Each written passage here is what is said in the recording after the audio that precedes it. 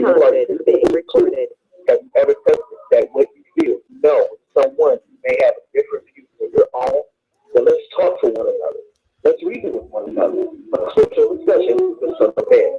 A live broadcast every Sunday at 12 noon on TV 33, FM 88.1 WHBR, and Comcast Cable. So why don't you call and let's discuss the Holy Bible, and if you have one, the Holy Quran, and come to an agreement about the Holy Scriptures and their true meaning. So tune in to a scriptural discussion with the Son of Man every Sunday at 12 noon, right here on TV 33, FM 88.1 WHBR, and Comcast Cable. You can call in live on the air at area code 213-868-4336, 868-0342, and 868-0351. Of course, the area code is 313. That's 313-868-4336, 868-0342, and 868-0351. And now let's go live for the scriptural discussion of the Son of Man.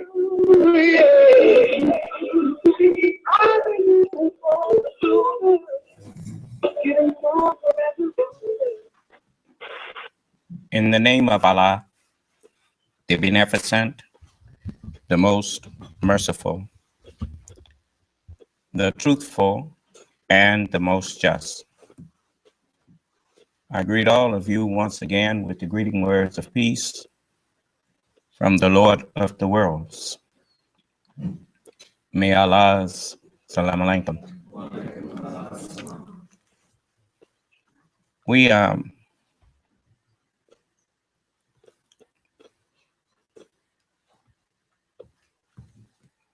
have gone about as far as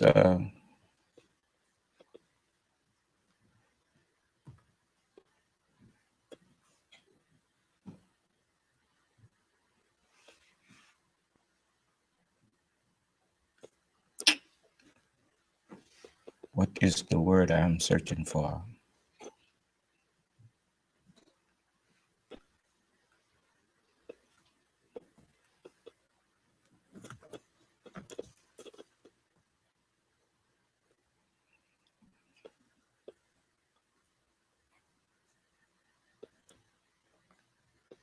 As far as we deem is reasonable with your disrespect.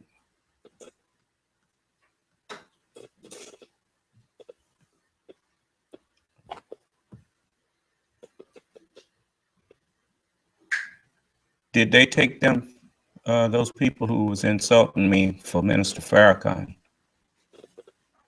Did they take that stuff down? No, sir.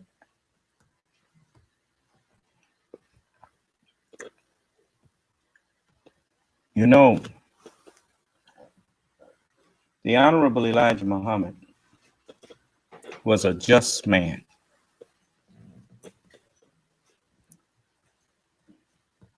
He was just, and he taught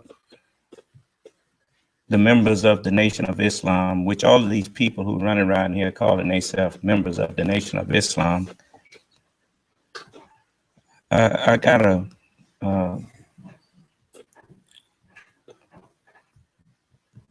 think I better do a public service announcement. If you wasn't in the nation when the Honorable Elijah Muhammad was here, you are not a member of the Nation of Islam.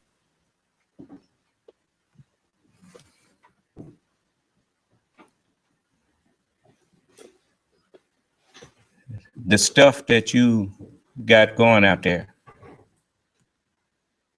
the one thing that is manifested when you think about the Nation of Islam that the Honorable Elijah Muhammad was laying the foundation for, and that he raised the foundations for.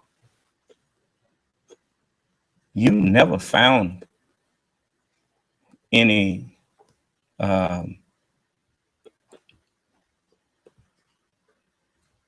people outside of the Nation of Islam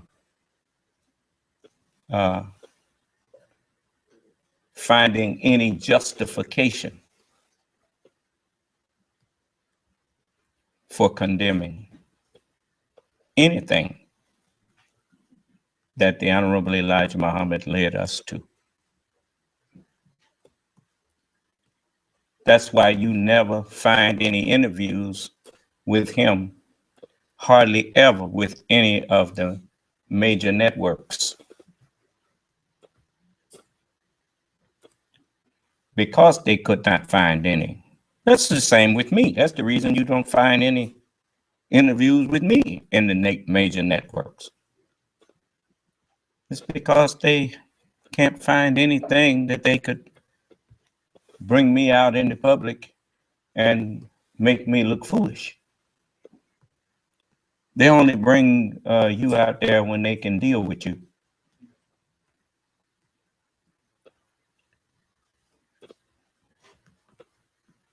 You never see no skit on no Saturday Night Live talking about the Honorable Elijah Muhammad, nor will you ever see him doing a skit on me.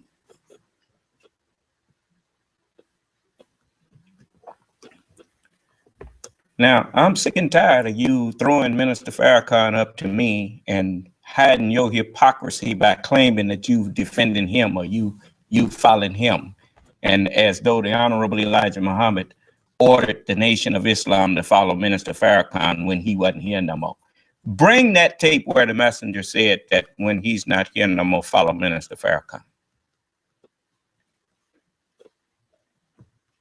Anyone that was in the nation knows that you are misrepresenting something that the messenger said.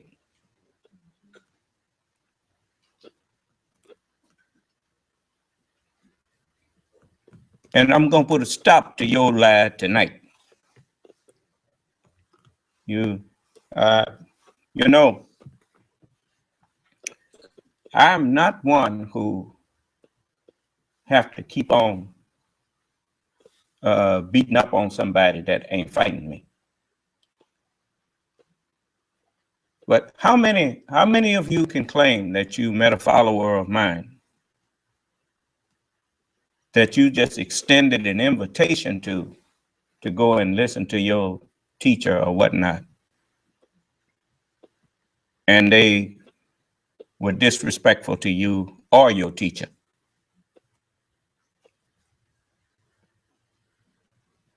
Unmute your phone and tell me which of you have met anyone who is following me that disrespected you or anything you believed in.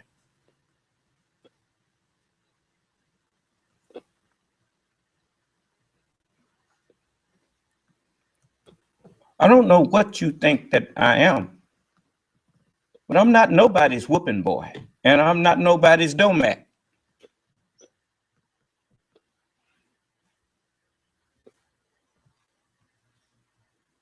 All of you hypocrites out there pretending to be followers of the Honorable Elijah Muhammad, you just a bold-faced lie.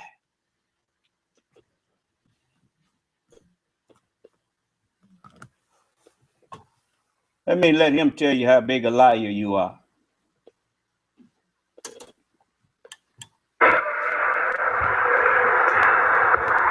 That is why we have a day of judgment to test out all of these things that people claim to believe in. Allah says in this Farakhan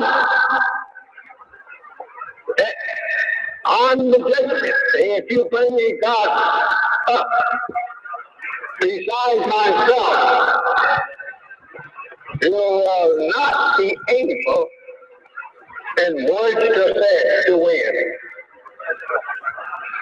And no God says, but me, I am Allah, the best knower. I am Allah. Think over that. If you want to make a spook out of me, look at the good. I'm not a spook, but I am Allah.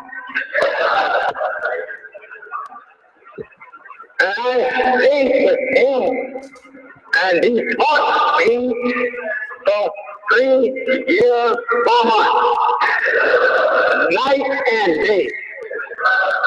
If you think you know Allah better than me, come get up here and let me question you.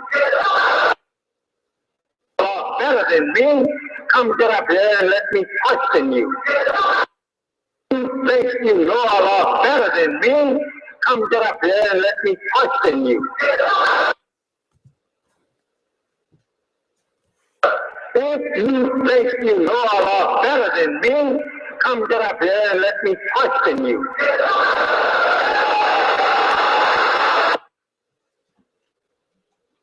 If you think you know a lot better than me, come get up here and let me question you. Now, all you hypocrites out there. That's right, I'm calling you just what you are.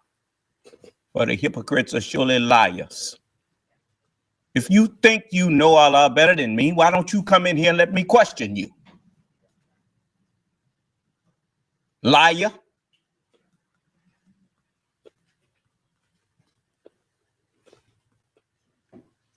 I hate to start off like this, but I gave them 24 hours to take that garbage down that they was writing in there about me. We are always a people. You never just, you notice, tornadoes, even tsunamis, you always get a warning first. That's because Allah give you a chance to get out the way. But maybe you thought I was bluffing. I don't bluff.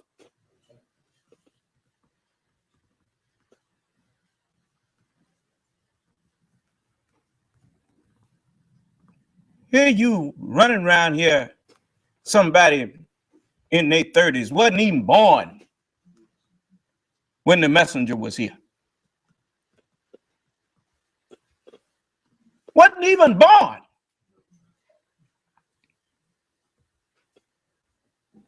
Didn't want to come in here and disrespect me who was there following the messenger. Then you had some fella talking about he 57 years old. If you 57, you wasn't even old enough to be made up no mind about whether joining the nation. Your parents could have stopped you.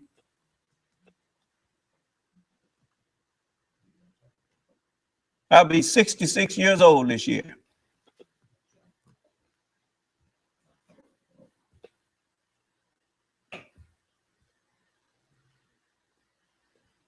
You hypocrites throwing a man up in my face that's not even a man enough to come in here and defend what he teaching. He don't have to come to me. I'll go to him. All you got to do is send me the invitation.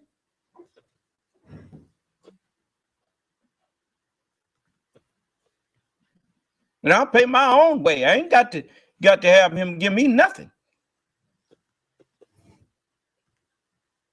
He ain't got to leave his house. All he got to do is pick up the phone.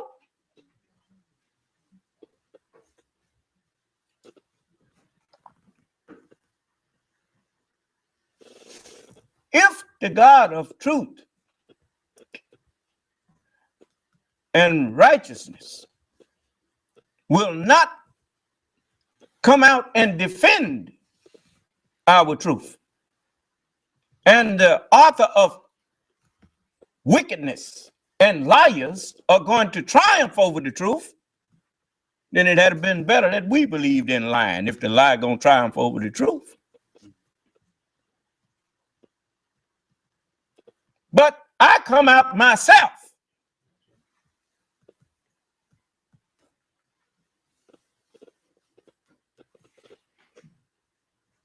to defend what I'm teaching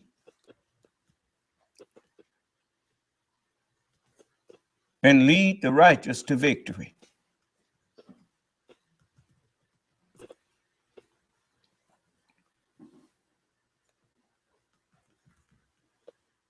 What they do when you got two people claiming to be champions, they say get in the ring with each other, don't they? Yes. What they do for the Super Bowl? You're going to sit up out there and pretend you don't know how it goes, you liar. You got two teams supposed to show up there. Well, we ain't going to go. Well, you forfeit.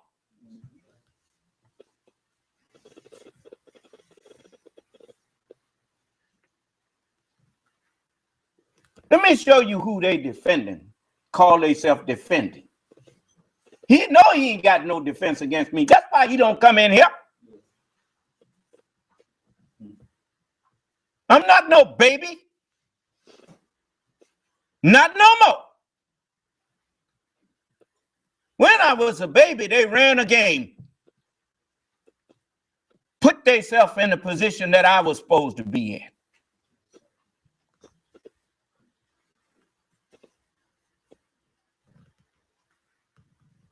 Talking about the messenger put them there. You just a messenger put you there alive.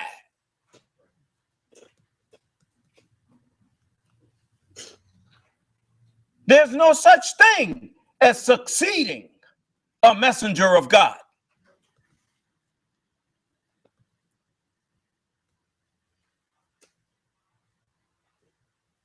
Because it's him and God. There's no vice messenger.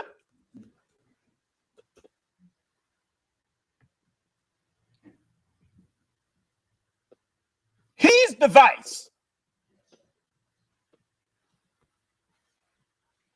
And when he speaks, he's speaking for the Lord of the worlds. And when he's not there no more, the Lord of the worlds chooses another one, like he chose that one, if he pleases to.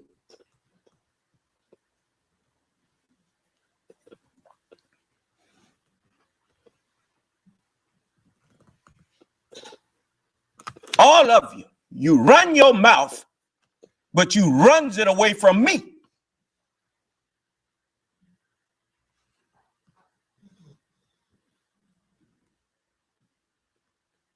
When they even think about dialing in, they go to trembling.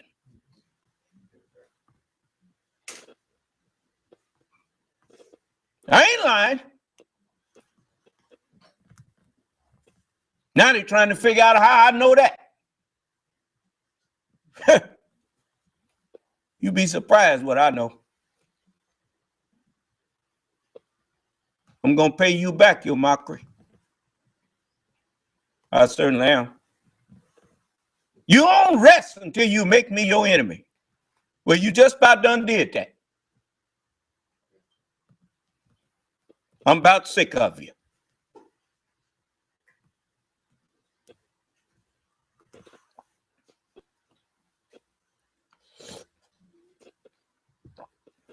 I want you to listen to this.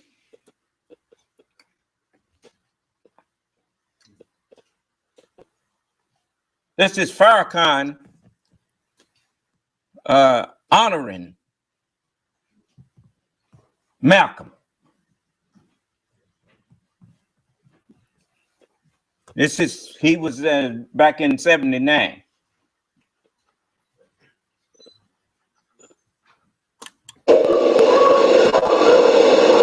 When Malcolm began to feel that his own leader and teacher, the Honorable Elijah Muhammad, was jealous of him and was not the friend that he thought he was, it was very difficult from that point on for Malcolm to continue to be the indefatigable, tireless worker that he had become. In 1963, when Malcolm made the statement of the chicken coming on the roof, and was punished by Mr. Muhammad for that statement. In 1963, when Malcolm made the statement of the chickens coming home to roost, now he didn't go into what that was about. President John F. Kennedy had been assassinated, murdered. The Honorable Elijah Muhammad told all of his ministers, he said, don't say anything about the death of the president. Because he know us. He know you was uncivilized, you're a savage.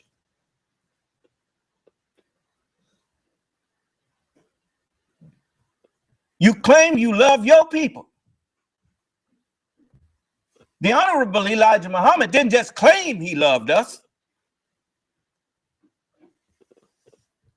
He showed his love for us. I'm not letting them fools go out there alienating our people because they don't understand what the teachings really is about.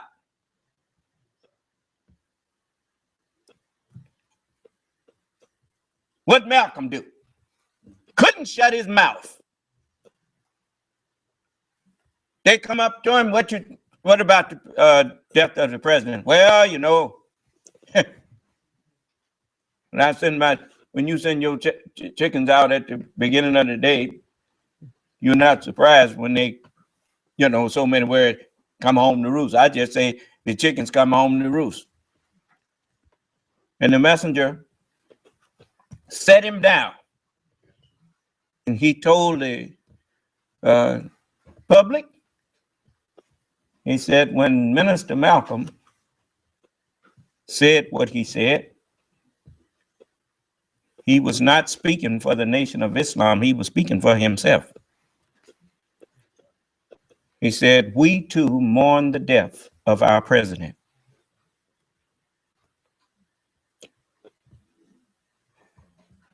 He didn't say that for political purposes. The Honorable Elijah Muhammad don't stand up and never did stand up and lie to you, tell you something just because he thinks that's what you want to hear.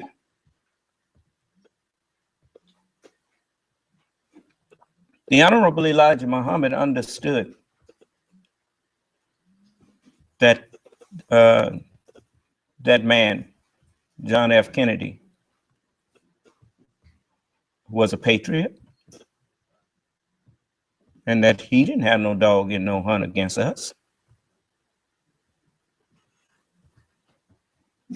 And he was also the President of the United States. And even if you don't agree with a nation, you don't get out in the public and call yourself a civilized man at a time when people done lost the head of state. And you sitting up there acting like you glad. You are a savage.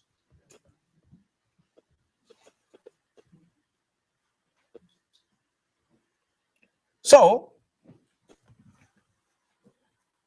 see, when Minister Farrakhan even talked about that, he didn't really tell the whole story on that. So what did the average person think when they hear that? Well, Malcolm just said the chicken come home to roost. What did he fall out with Malcolm for? But Malcolm wanted the Honorable Elijah Muhammad's place. Malcolm started believing that he was the one that should be in charge. That's what his real problem was. He started patting himself on the back because he was going around setting up temples and everything, and he was so successful. He didn't give praise and thanks to Allah and realize that Allah was helping the messenger through him. He started thinking it was him.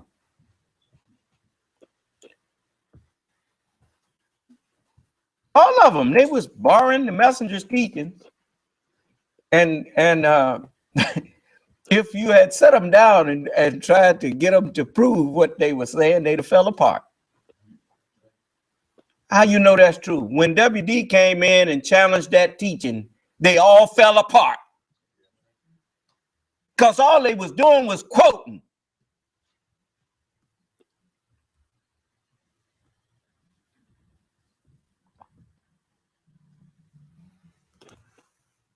Now, listen to him, Farakhan some more here. When Malcolm began to feel that his own leader and teacher, the Honorable Elijah Muhammad, was jealous of him, and was not the friend they thought he was, it was very difficult from that point on for Malcolm to continue to be the indefatigable, tireless worker that he had become. In 1963, when Malcolm made the statement of the chicken coming on the roof, and was punished by Mr. Muhammad for that statement,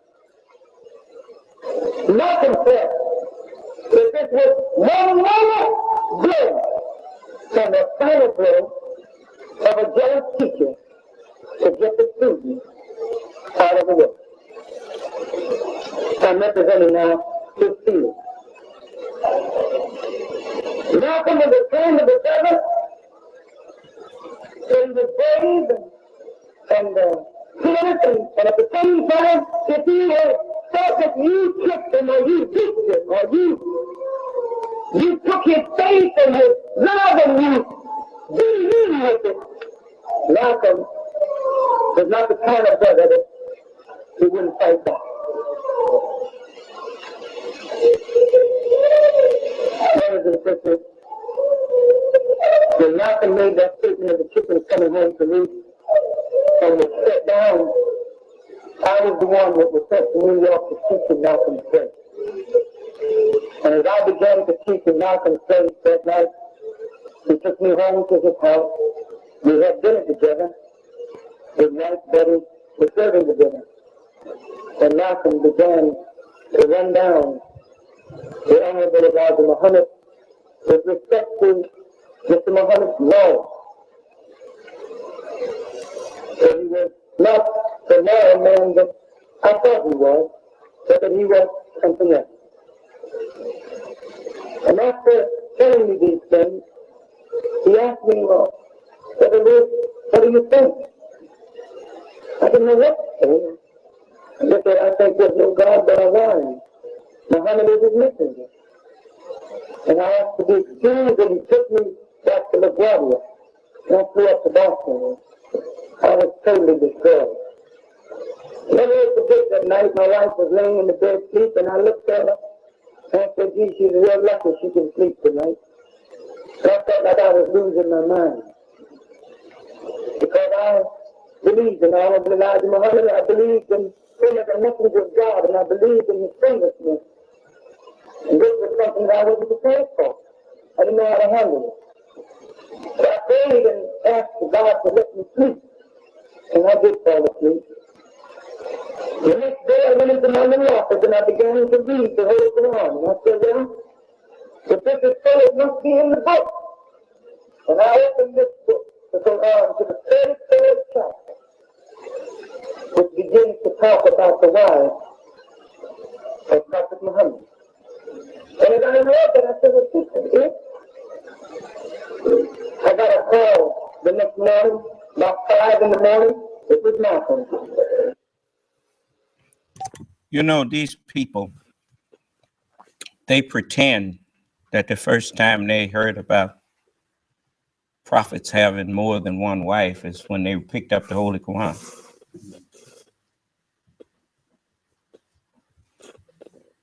It probably is because they had never picked up a Bible. Obviously.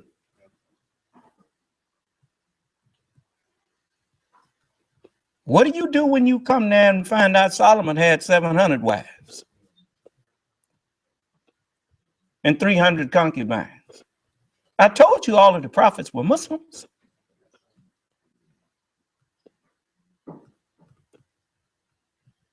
You know Abraham had at least 2.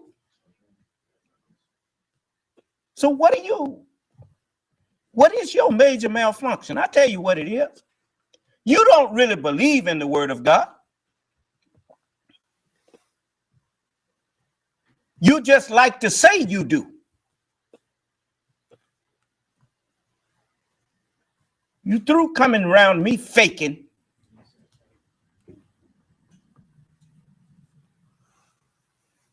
Now Malcolm upset with the messenger. About what? Hey, what he is upset about, He wanted to be in the messenger's place. That's what he's upset about.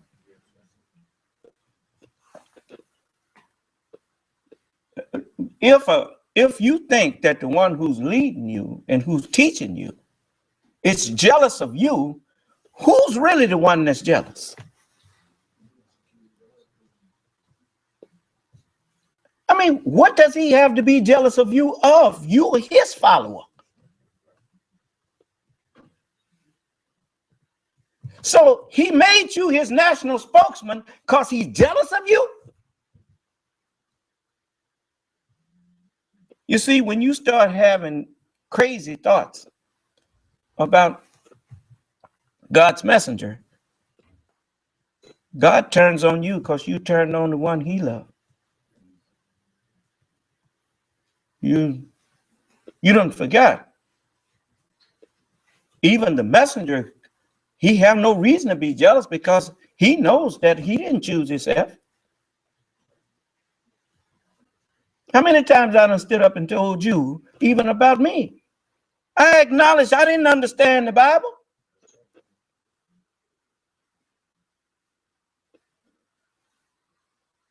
Then I picked it up after the messenger wasn't here, and I realized that I did understand it now, and I knew something had happened.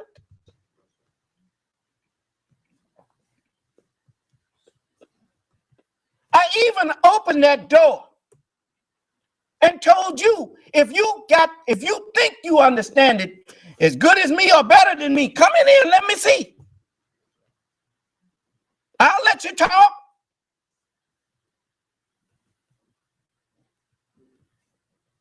Then instead of coming in here, you start running to these rocks out here, trying to hide up under them.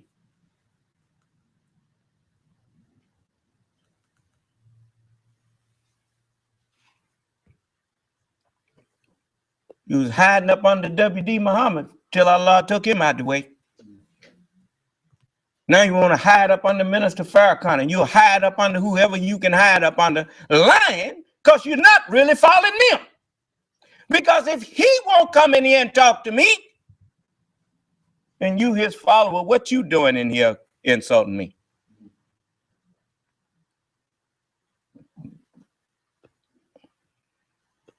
In his name.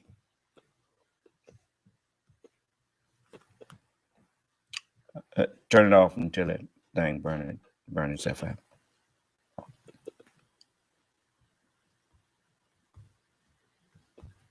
You know, it's bugs, moths. You heard those same fools rush in? Where wise men fear to go?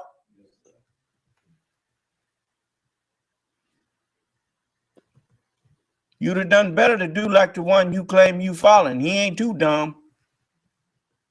He sure don't come in here and call himself giving me what for anything I say. You can plug it back up now.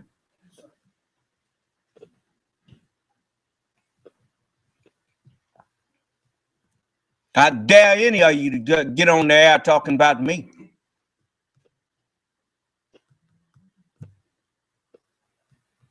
In the devil's time,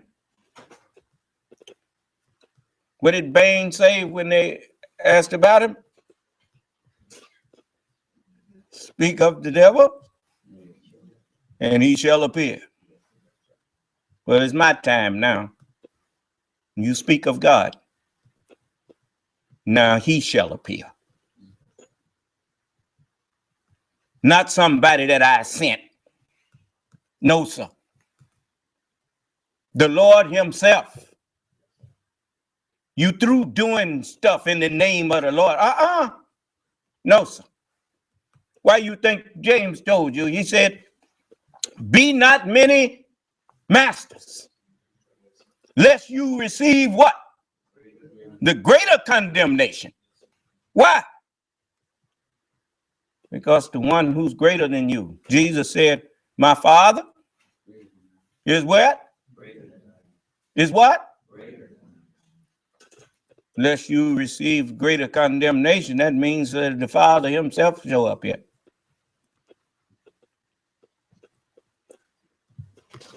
And I'm here. And I'm not afraid nor ashamed to say it. Hear this man standing up here trying to make what Malcolm's did look like child's play. Let me show you here. This is something that you need to know. I like to give understanding. I don't like to just tell people stuff. I like people to understand. I'm gonna give you this definition because you're gonna hear it pretty soon. Then you will know what you're listening to.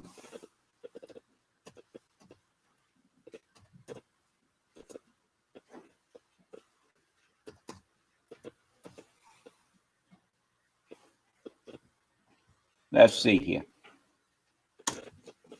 Let's give it a minute.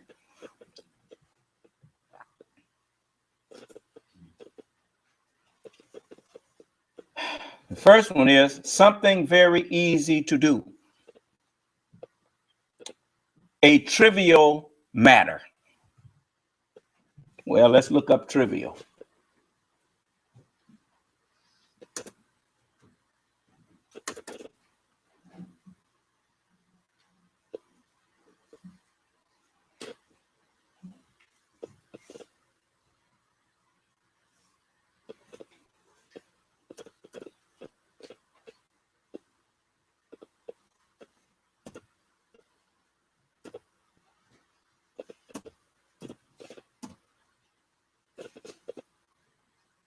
Trivial. Let's see.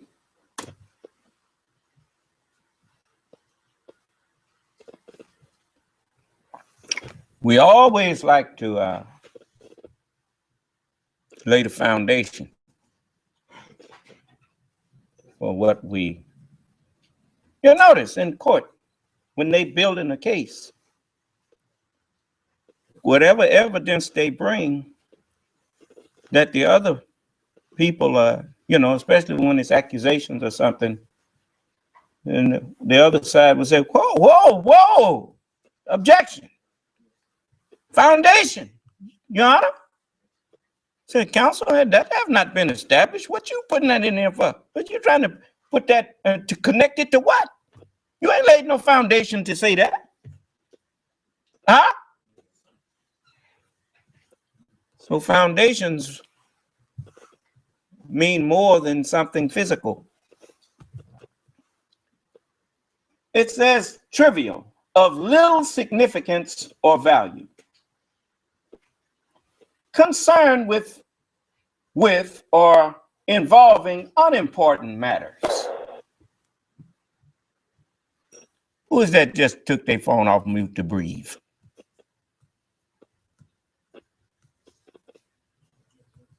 You check and see. You keep scrolling up and down there. I'm not taking that no more. I'll put them out. Now, if they got something to say to me, you let them say it.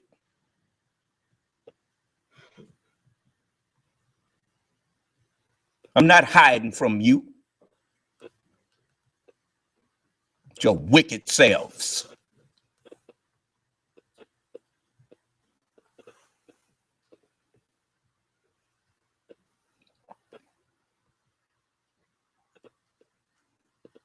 So, let's get back here again.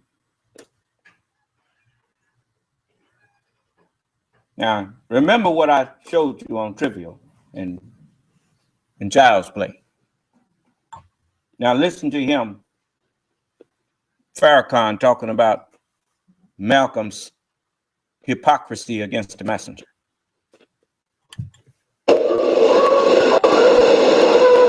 Malcolm began to feel that his own leader and teacher, the Honorable Elijah Muhammad, was jealous of him and was not performing well, it was very difficult from that point on for Malcolm to continue to be the indefatigable, tireless worker that he had become. In 1963, When Malcolm made the statement of the chicken coming on the roof, and was punished by Mr. Muhammad for that statement,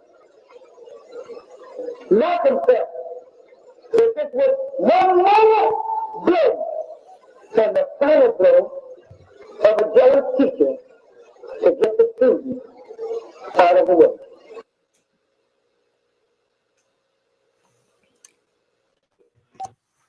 How did he know how Malcolm felt? Come on.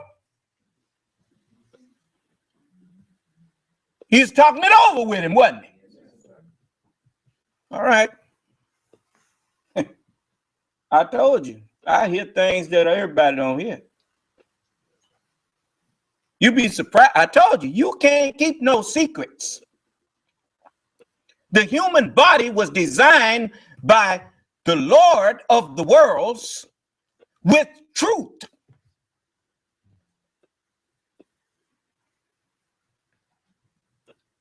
Even though the tongue may be lying,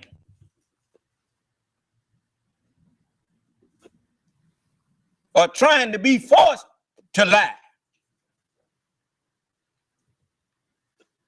the brain is saying things that if you listen close, the truth is being whispered out there, even though the person trying to keep it from coming. He telling you how Malcolm felt. Ask him, was you reading his mind, or was y'all talking to each other? Huh? All right. Just listen. I'm representing now 15. Malcolm was a friend of the devil.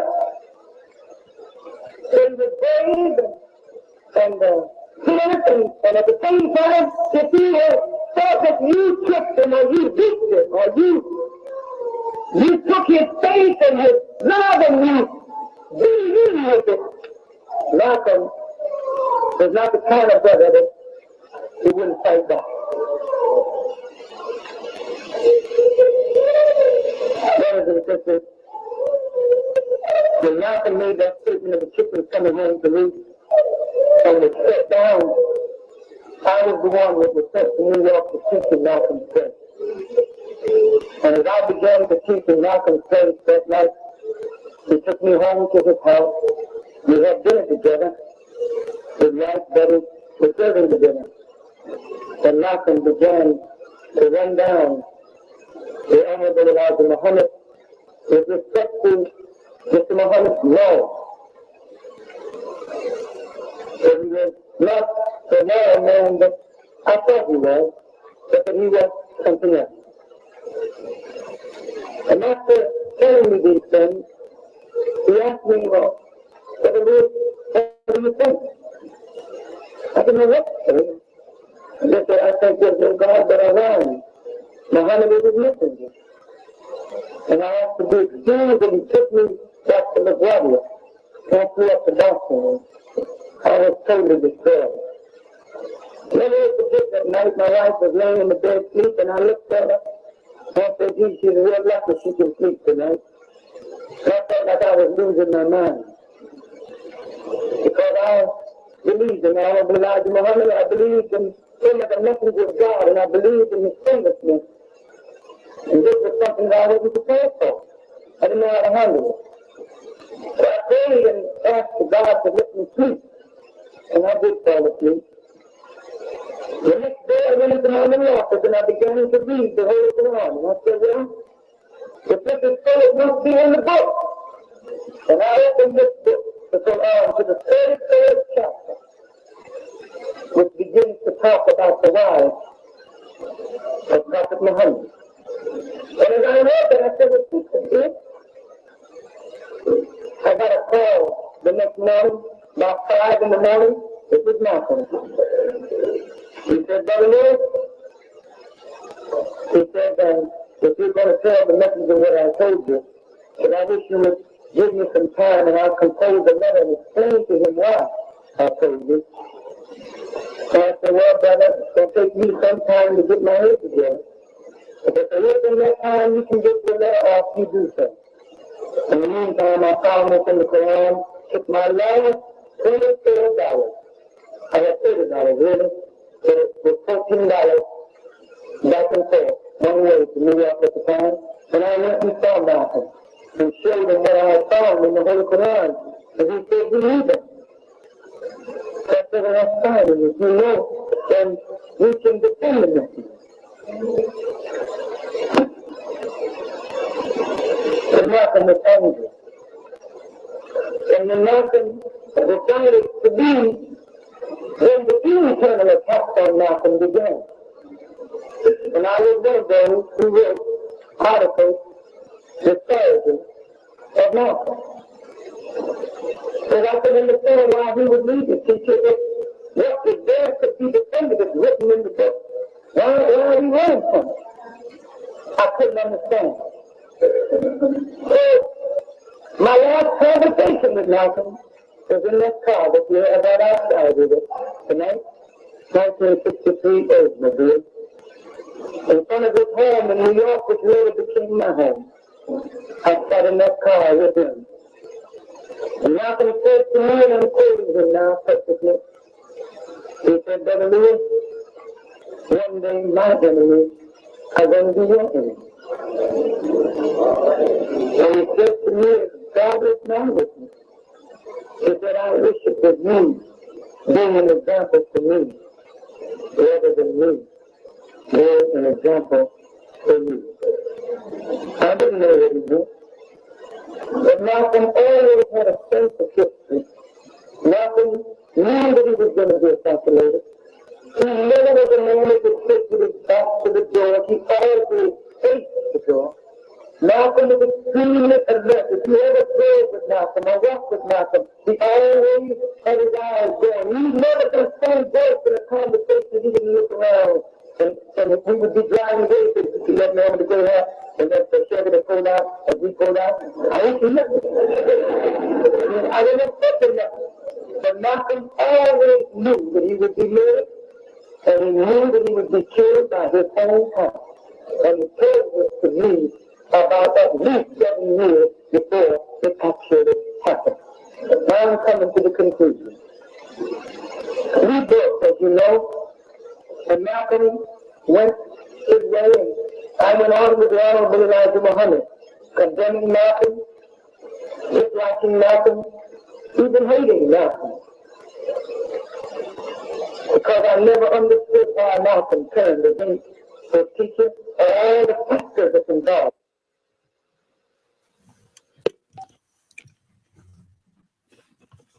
He say he never understood why Malcolm turned against his teacher.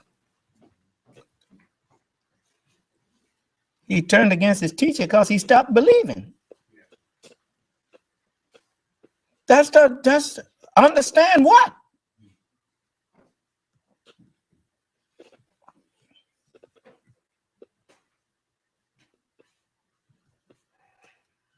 He had turned against the Honorable Elijah Muhammad a long time before he left.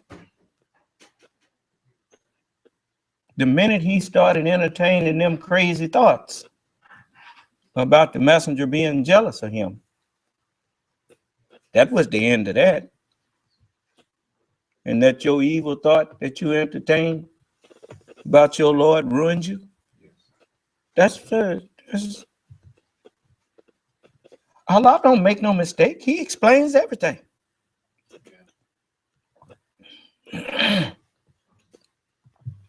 Now, let's go to what else. You know, I like to be thorough. So let's be thorough.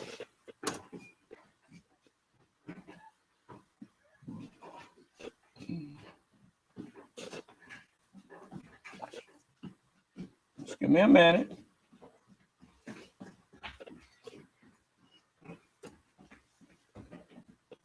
All right. Here we go again.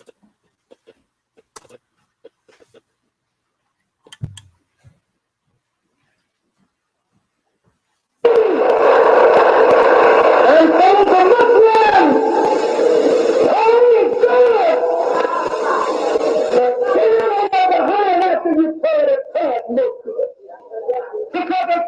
be an action that come behind prayer to see make the dignity of your crying out to God. If you pray in their way, then the prayer means nothing. And if it's just religion to make us holy, but not to make us free, I don't want to be no damn holy slave. I want to be a holy freedom. And that's what religion don't make me feel now. Now,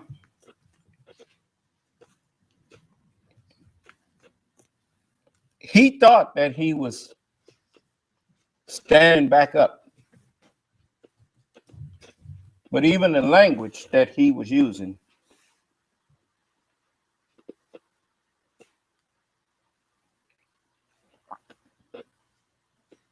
what is this?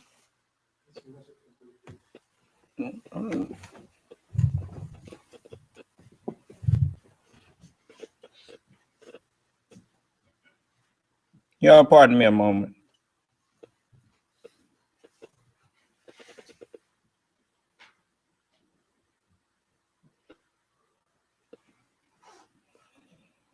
No, if you got something you want to ask me, just ask me. What is the message you giving me? Okay. I was just letting you know we had a high wind up here, and we had went black for a while, but we're back up. So in case you wanted to run something that takes back about 4 or 5 minutes. No, I'm gonna just take it from where I'm at. I'm not finna go back. So it ain't worth that. Yes, sir. Okay. We're good otherwise. All right. Yeah. These things he sitting up saying, it's gonna all come into focus in a minute. He there sympathizing and empathizing with Malcolm. He done went from knowing that Malcolm was wrong to now he understands. You know, that's the one thing about hypocrites. When they become that, then they understand and start sympathizing with the other hypocrites that they used to condemn. The Holy Quran says about the messengers of God. Just a moment here. I like to be clear.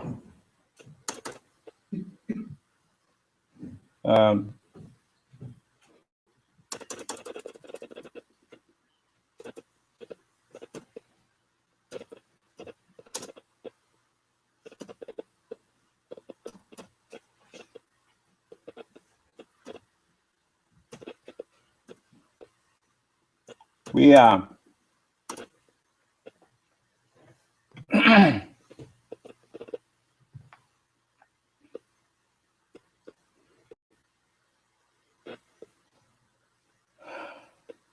it says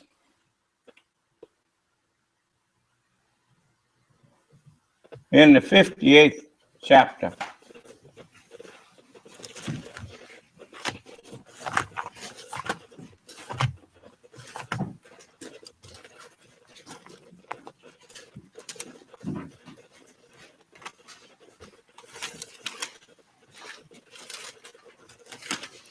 chapter 58, and I don't have to wonder about them. It says, the 5th verse says,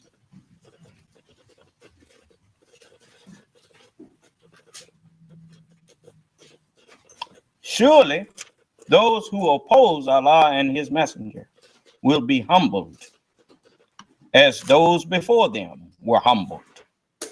And indeed, we have revealed clear messages, and for the disbelievers is an abasing chastisement, a humbling chastisement.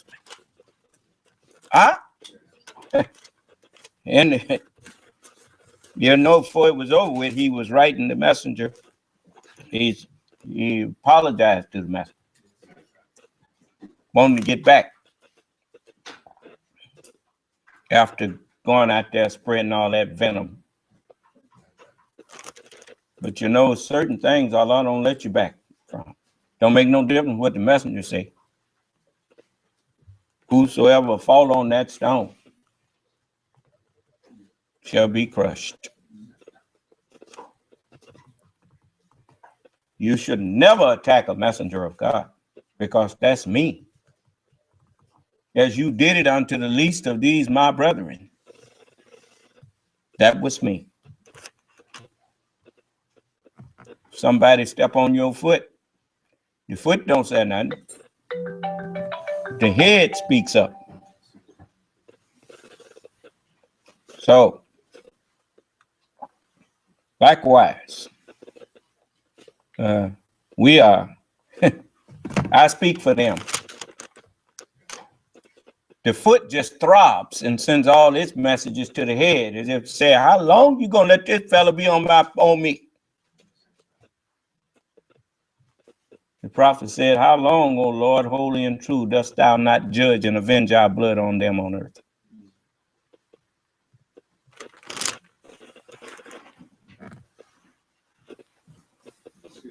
Yes. Yes, he's welcome to speak. Let him call in. Yes. Never talk about people and don't give them a chance to talk back. As is if you were truthful. Is he in? Okay, well, he didn't have to tell you that. He could have just called in and unmute his phone.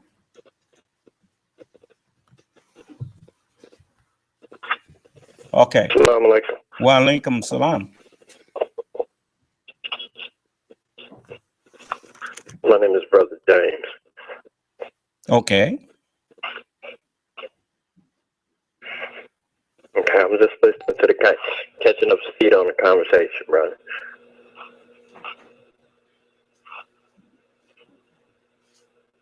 Well, Hello? you didn't, I know you didn't call in here just to tell me that. No, sir, I didn't. But I don't. The messenger didn't. Did the messenger actually stand up and select a successor? Say that again? Did the messenger stand up and select a successor? No. If the messenger had done that, he'd have made a lie out himself. Okay. There's no messenger. So, Ain't no messenger was ever given the permission by God to select somebody to come after him. God do the selecting. Even when Moses was talking about Aaron, he tried to get God to choose Aaron. And God kind of got a little angry with Moses. And he told him, well, okay,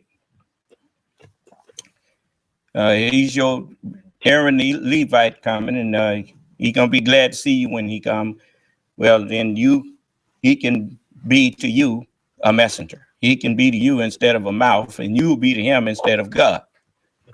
And he gave Moses permission to take Aaron with him.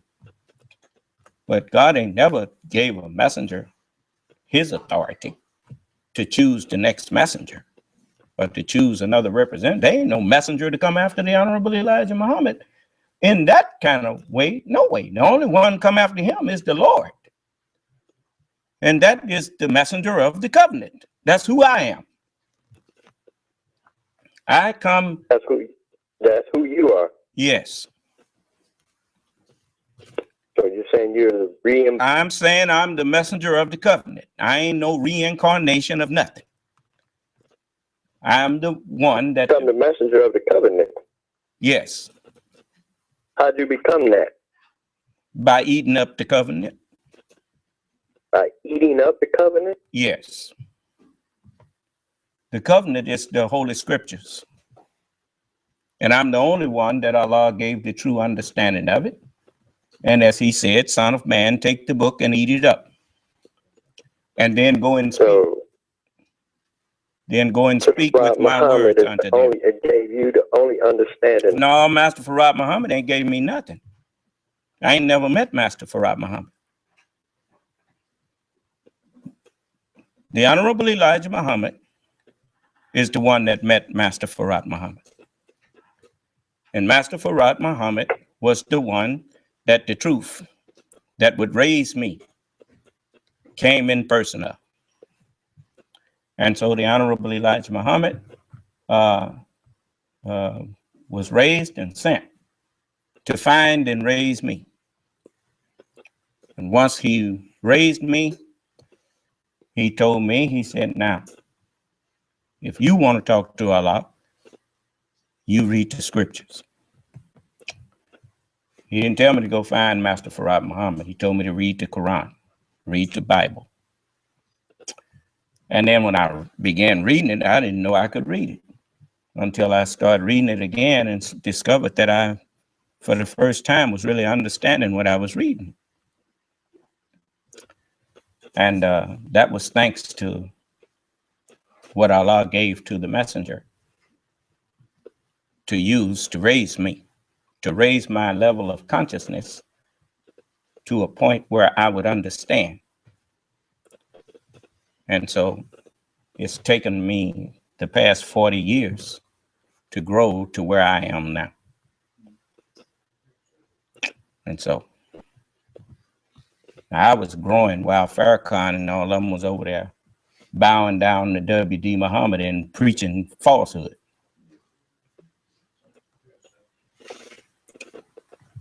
And that's why I take offense at these people coming in here. Some Johnny come lately don't know nothing about me. Won't come in here and try to tell me that I just popped up. I was teaching for most of them was born. Just because you didn't know nothing about me don't mean I wasn't here. You didn't know nothing about the Honorable Elijah Muhammad, and he had been here for 40-something years. I didn't. That's if the shoe fit, bro. Okay. Thank you, sir. I mean, even you with your being a youngster. How old are you? I'm 48. You didn't know nothing about the Honorable Elijah Muhammad. All you knew was that you heard about him. I heard about him directly from my great-grandfather. That don't mean nothing. Who's your great-grandfather? Meet him daily. Who's your great-grandfather? Meet with him daily. His name is Hoy. Okay. Now, where's he at now? He's gone on to where he's gone on to. Okay. And if I asked you to explain the Honorable Elijah Muhammad's teachings, you couldn't do it. Okay. So don't come in here trying to talk to me like you on some level with me, because you're not. I'm not on. I didn't claim to be on any level. Okay. Well, then, like I said, if you ain't got no real disagreement with me, then you need to just be quiet and listen. Because as the messenger said to this preacher that stood up in his meeting, man stand up in there and when he finally got a chance to talk, he talked himself out. And then messenger finally told him, he said, brother, if I'm paraphrasing, if I had been in your position and heard a man teaching what I'm teaching, I would have first tried to get understanding of what the man was teaching before I tried to condemn him.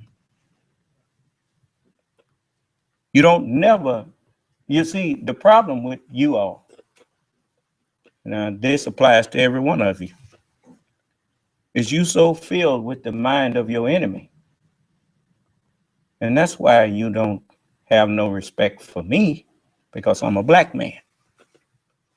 And a black man ain't never had no respect nowhere in America. Especially a black man that stand up and talk like he got some authority to say something. And before you say that ain't true, look at the first black president. The first black president had the white members of Congress say that their number one job was to make him a one-term president. And whatever he want to do, we're going to oppose it. And all them black faces in Congress, not a one of them stood up and called them on the carpet because they were all afraid. So I really don't want to hear that from y'all. I don't want to hear nothing from you. But a question. If you got a question for me, ask. But as far as standing up trying to act like you gonna argue with me, I done shut the one's mouth that you scared of. You ain't never heard no black man stand up and tell white people their religion is a lie and he don't say nothing? I have. Who? I'm telling you, I have. Who have you heard? My great-grandfather. Your great-grandfather ain't stood up and told white folks nothing. The Honorable Elijah Muhammad told white people that, and your grandfather quoted him. I didn't say I knew where he got it. Well, I know where he got it from. I didn't say it. I know where he got it from. Say it. I'm saying I heard. And your grandfather wasn't the one doing the talking. Okay. As the messenger said, he said, I'm the only man of your kind that can stand up and talk like this. He said, don't you try it unless you tell them what I said. And when they tried it, Minister Farrakhan tried it. And they jumped on him so bad, had got to explain himself. Did you say gutter religion? I didn't say gutter, I said dirty. How in the world you gonna fight for me? And every time you get out in the public, you have to be on the defensive. Every time you open your mouth. You can't speak for me. Ain't none of y'all can speak for me.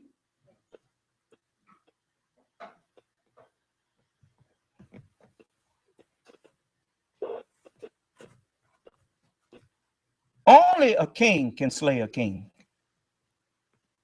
And only God can put down the devil.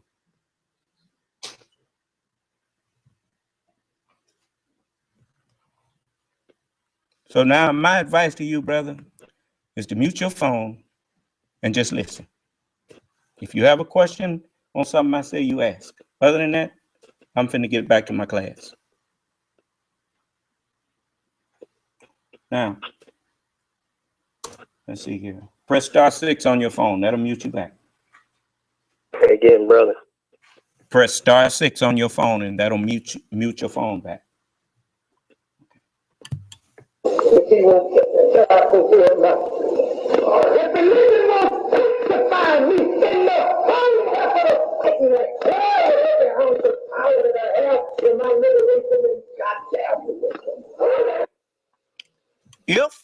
If he had spoke like that while the Honorable Elijah Muhammad was here, he'd got set down.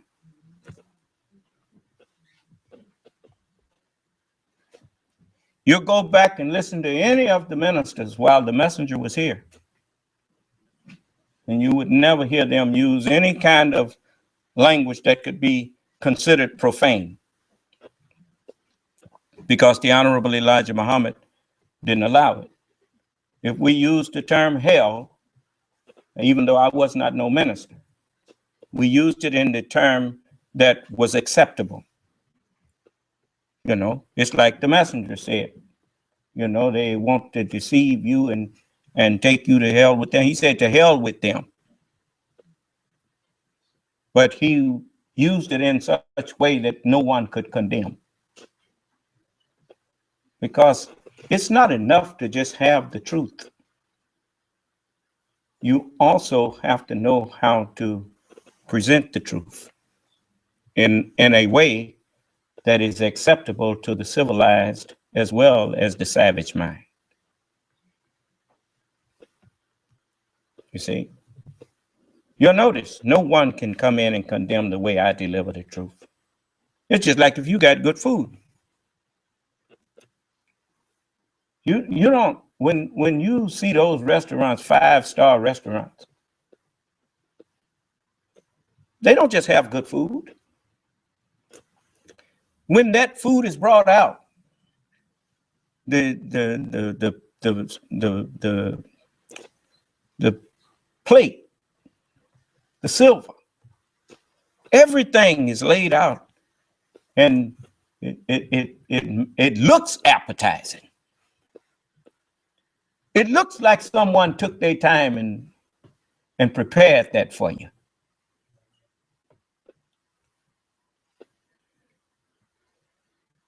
And the service is couldn't ask for no better. The people that's serving it at least act like they ain't happy to serve you. Do you understand? And so likewise, that's why I fall out with people. Here, when I'm teaching you, I teach you out of the Word of God. And I even show you where I'm getting it from. You come in here and you cuss me out.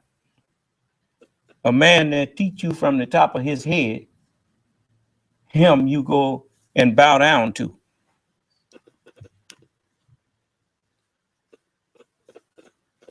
Now, that's fine if you want to bow down to him. That's fine with me. But it ain't fine with me when all we did was sent you an invitation and got cussed out for it.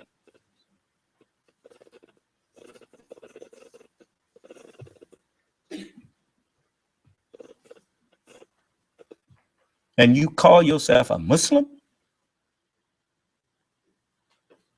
You ain't no better than them people that call themselves ISIL.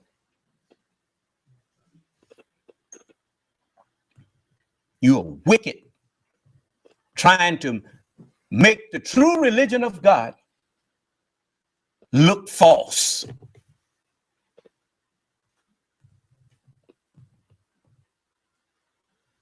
There's no such thing as a disrespectful Muslim.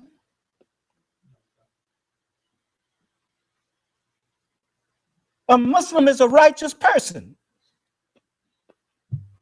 A Muslim is someone that you can go around and feel just as safe as though you was literally in heaven, knowing that your property, your persons, your family is safe around Muslims.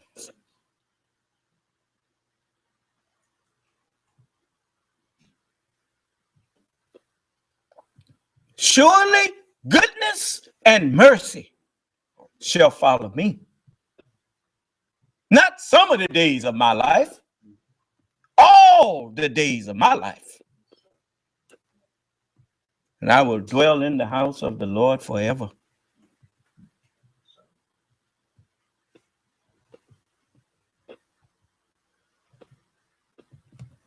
But listen to him. He gonna tell on himself in a minute.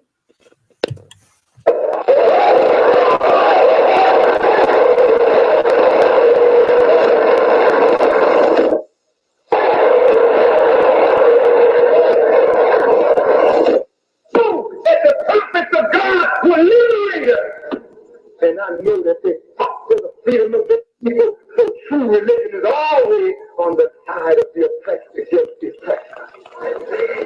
I'm saying I became the national spokesman for Elijah Muhammad, the right up into Malcolm's place. I didn't want Malcolm's place. I loved him.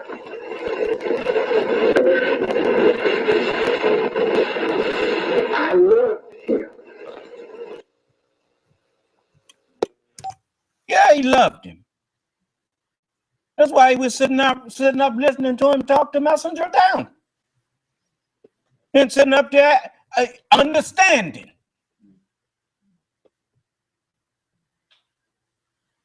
I told you, people tell on themselves, they don't realize they're telling on themselves. You just don't hear.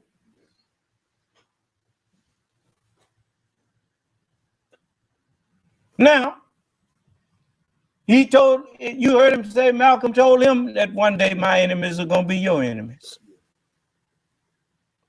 Huh? And he said, as God is my witness, I wish it was you being an example for me than me being an example for you.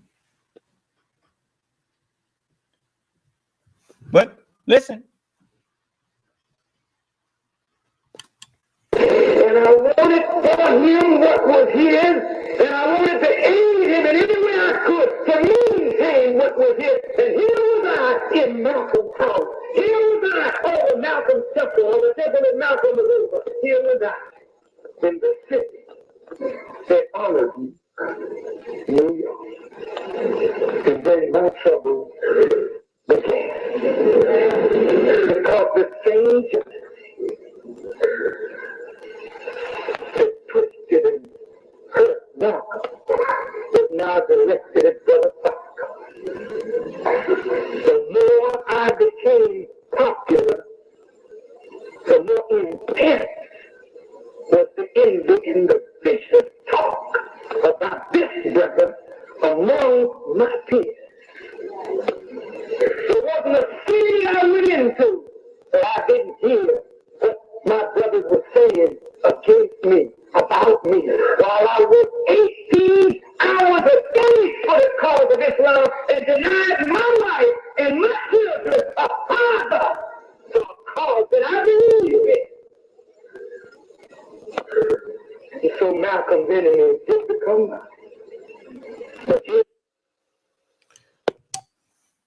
You see, that's the problem.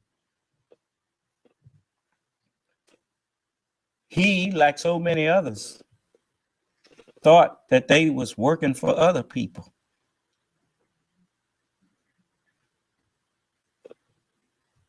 I'm so thankful to Allah that I understand and I agree that the good I do is for myself.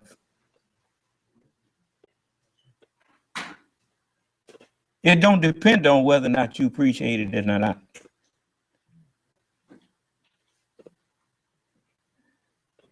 Because by me practicing doing good to people, I'm becoming a good person.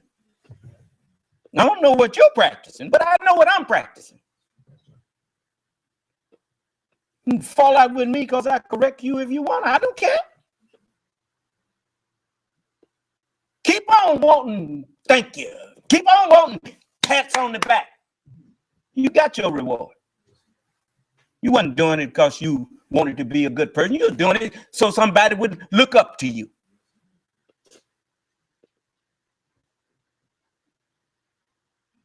I'm doing what I'm doing because I want to.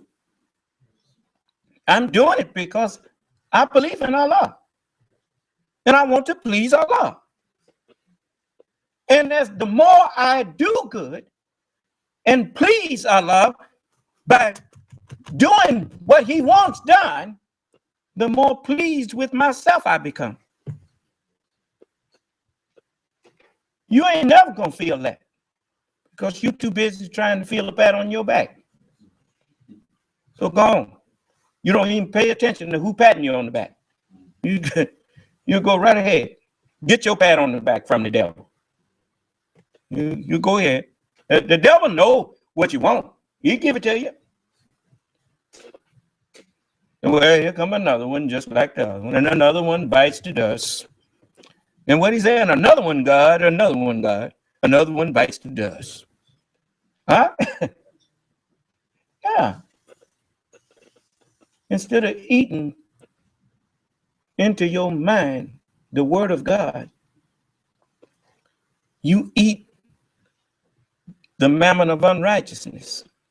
Are you aware that another one bites the dust that has a hidden truth there that's right in front of you? You don't know it. You know, but everything that you learn, engineering, you name it, it's something that grew up out of dust that you studied and wrote a book on. So every time you take a bite of that knowledge, you just biting dust. Yeah, right. Anyway. Where Brother Farrakhan made a mistake. I succumbed to a seed. What seed did he succumb to? The seed that Malcolm planted in his mind a long time ago. One day your enemies are going to be my enemies. Huh? The Honorable Elijah Muhammad, according to Malcolm, Malcolm had become the messenger's enemies, which made the messenger his enemy because he thought the messenger was jealous of him. And so Farrakhan said he started to see the same thing happening with him that was happening with Malcolm. Now listen.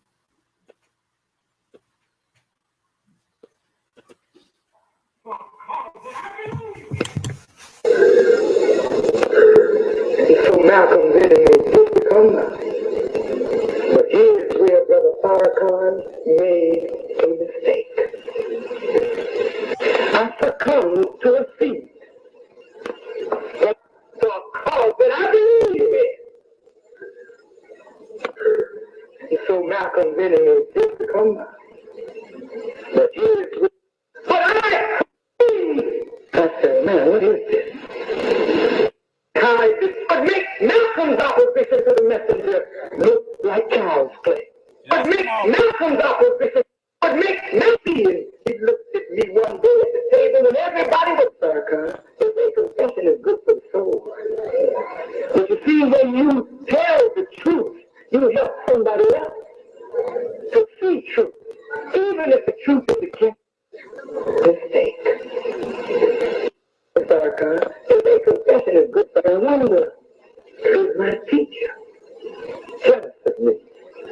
Farakhan, my brothers were saying against me, about me, while I was 18 hours. Wasn't a city I went into that I didn't hear what my brothers were saying against me, about me, while I was 18 hours a day for the cause of Islam and denied my life and my children a father. For a cause that I believe in. So Malcolm's enemies did become mine. But here's where Brother Farakhan made a mistake. I succumbed to a seed. And I too began to foolishly say, and wonder, is my teacher jealous of me? Why are you saying this, Farakhan? If a confession is good for the soul. But you see, when you tell the truth, you help somebody else to see truth, even if the truth is against yourself. I love my leader and teacher, but I had a weak thought that came because my leader was so seeing. He looked at me one day at the table when everybody was praising Farakhan. He hit the table and said, yes, he's very well known, all right. So that when he turns hypocrite on me, the whole world will see him. Hit me like a, what is this? But even if the truth is against yourself, I love my leader and teacher, but I had a weak thought that came because my leader was so seeing. He looked at me one day at the table when everybody was praising Farakhan. He hit the table and said, yes, he's very well known, all right. So that when he turns hypocrite on me, the whole world will see him. And he did not say if he turns hypocrite.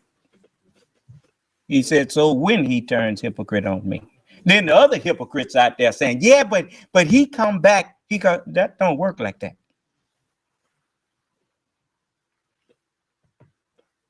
You know, a hypocrite always sympathizes with a hypocrite. You know how you know they're a bunch of hypocrites? Because they come in here to a man who never turned on the messenger, and they accuse me of being the hypocrite. But the one who turned hypocrite, that they see his hypocrisy, him they praise. Huh?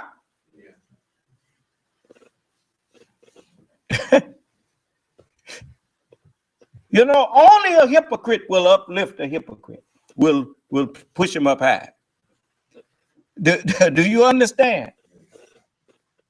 These are the people that want to come in here and call themselves fussing at me about a man that already admitted that the messenger told him he was going to turn hypocrite. And you know the sad part? He don't even ask the messenger, dear apostle, is it anything that I could do for that not to happen? No, he was sitting up there when the messenger hit the table. You remember he said that I had a weak thought and start to foolishly think, is my teacher jealous of me? Because one day when they were sitting around and everybody was praising Farrakhan, the messenger hit the table and said, yes, he's very well known, all right, so that when he turns hypocrite on me, the whole world will see him. Now, that's when he thought in himself, oh man, he just jealous of me. Why he say that? He's jealous of me because people praising me and not him. That's what he was thinking, instead of realizing that that's the messenger of God, and God's messenger ain't jealous of you.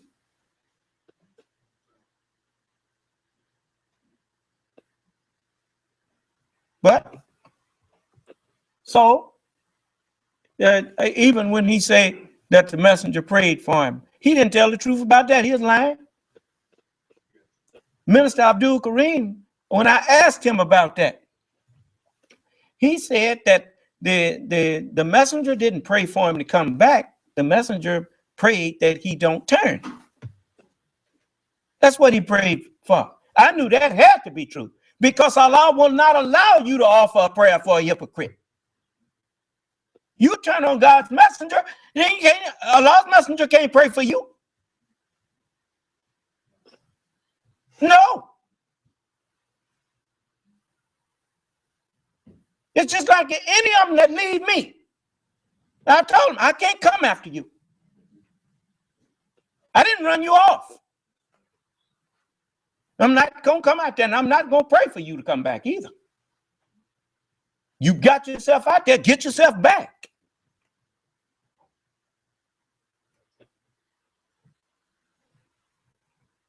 Of course, that's easier said than done, because you don't find out that Allah is in charge until you get out there trying to get back.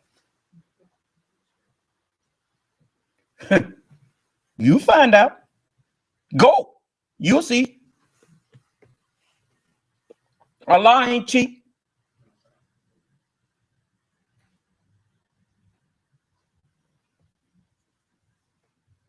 You get no sympathy from me.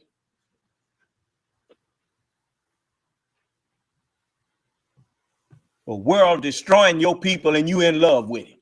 Well, okay, go.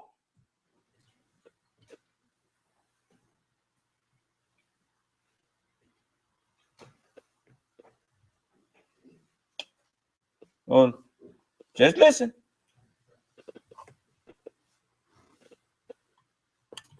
It hit me like what is this? What did he say this for? But he saw way down the line, even as Jesus saw Peter, boy. He knew I was going to deny him. He saw it, and he prayed for me.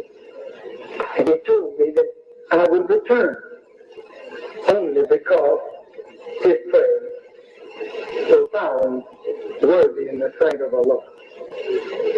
I'm finished. The hypocrites are surely liars. Minister Abdul Kareem told me about what that conversation went like, and the messenger didn't tell him he'd return. He prayed for him not to go. Now you say he done returned? Then what are you doing over there listening to L. Ron Hubbard? What? I'll teach you to call yourself cussing me out behind a man like that?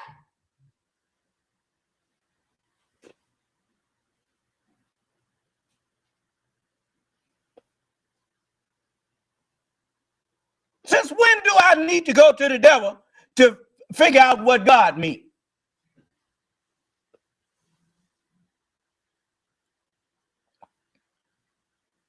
You got to go to a false religion to understand the true religion?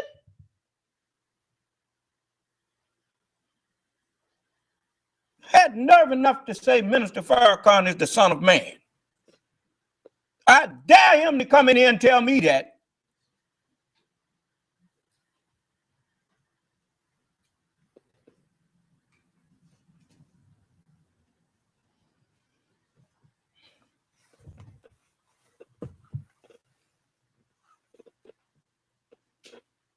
You some wicked people. Let you hear some more from him. Man, you just don't know these people out here that's they just making up stuff as they go. Listen, this is what he really likes right here. Watch this. If I can get it to play.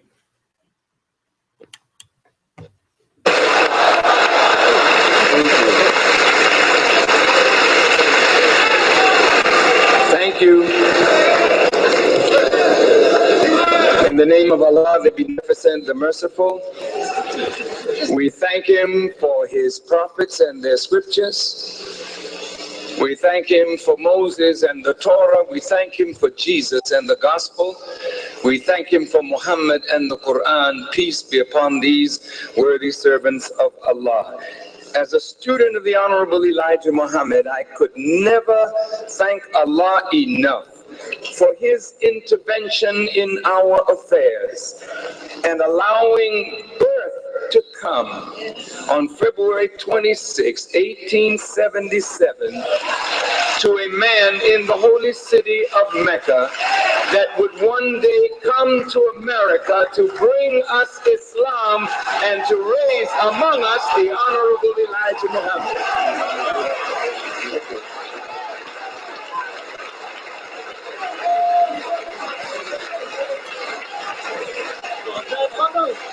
Assalamu alaikum.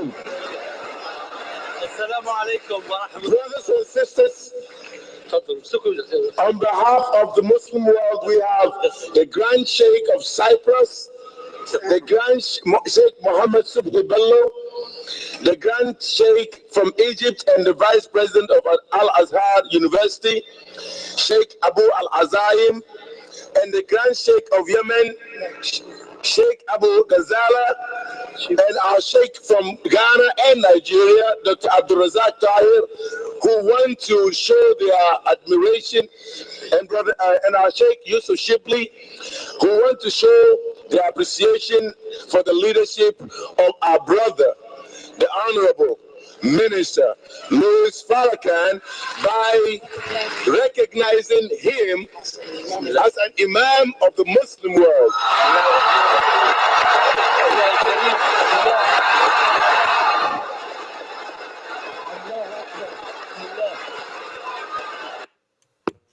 That's all he wants. How can you believe that receive honor one from another and seek not the honor that comes from God only? He wants the recognition of the world that gave them ISIL, Taliban, Al-Qaeda. That's the world he wants recognition from. I don't need their recognition. They need mine.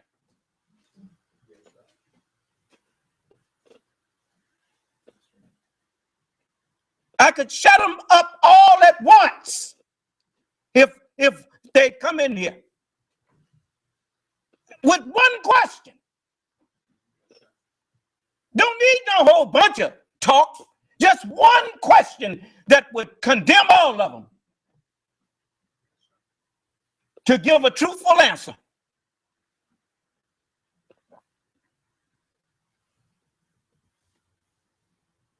If I can't do that,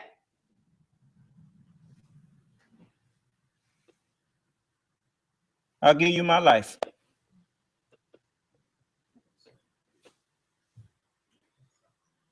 One question from me would take all of their argument against me away.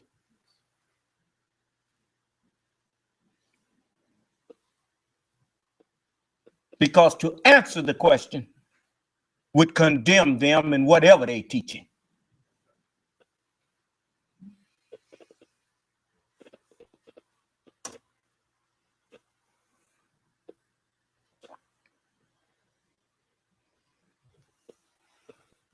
Yeah, that's what he wants.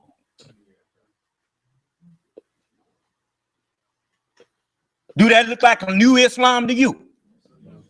The Honorable Elijah Muhammad said, we are presenting to you, bringing to you a new Islam.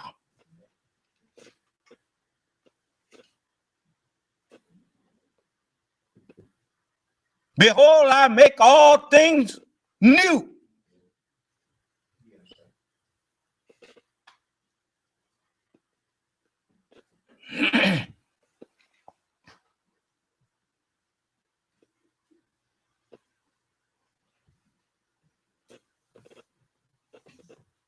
What I look like, call myself following people who degenerated into parties and sects, calling themselves Muslims, and each one calling themselves some different kind of Muslim. The Holy Quran says, be not of the polytheists. Those who break the religion into parties.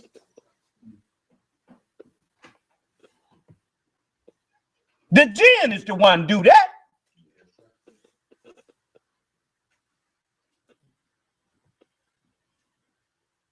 Iblis, he is of the jinn. That's the mind that's of the jinn. Iblis. They don't pat you on the back until you denounce the Honorable Elijah Muhammad. Then they come pat you on the back and say, my brother. They know you ain't about nothing.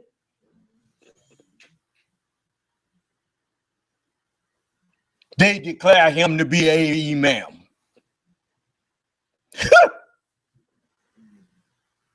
I don't need you to declare me to be no imam. For I'm the one that was hidden that's no longer hidden. That's right. And I'm standing in front of the whole lying world with truth. And ain't none of them seemingly bold enough to come in here and have a conversation with me.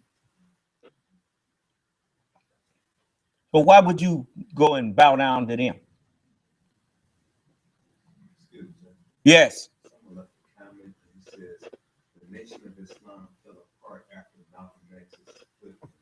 Well, you think what you want to. I mean, here's somebody talking and don't know nothing about what was happening back in the 60s. If the Nation of Islam had fell apart after Malcolm X, then I would never been standing here. Because I didn't come in the nation until 8 years after Malcolm had been killed.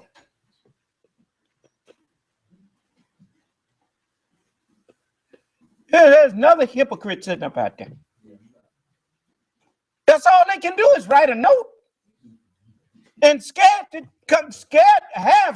that.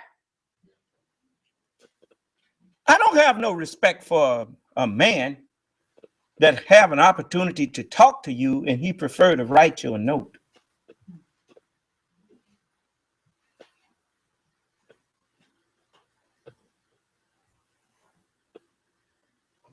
I have a question.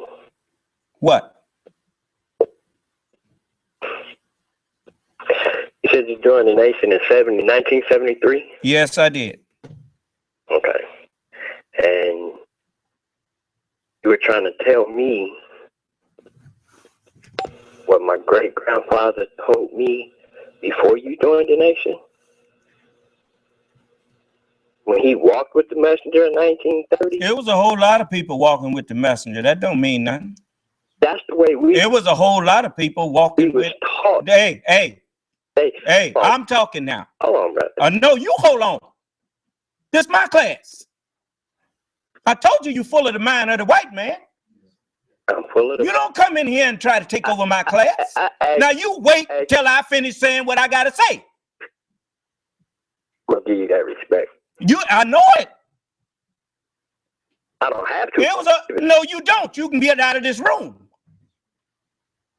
Yeah, that's real simple. By hanging up. That's right. There's a whole lot of people walk with Master Farrakhan Muhammad, but didn't but one person see him.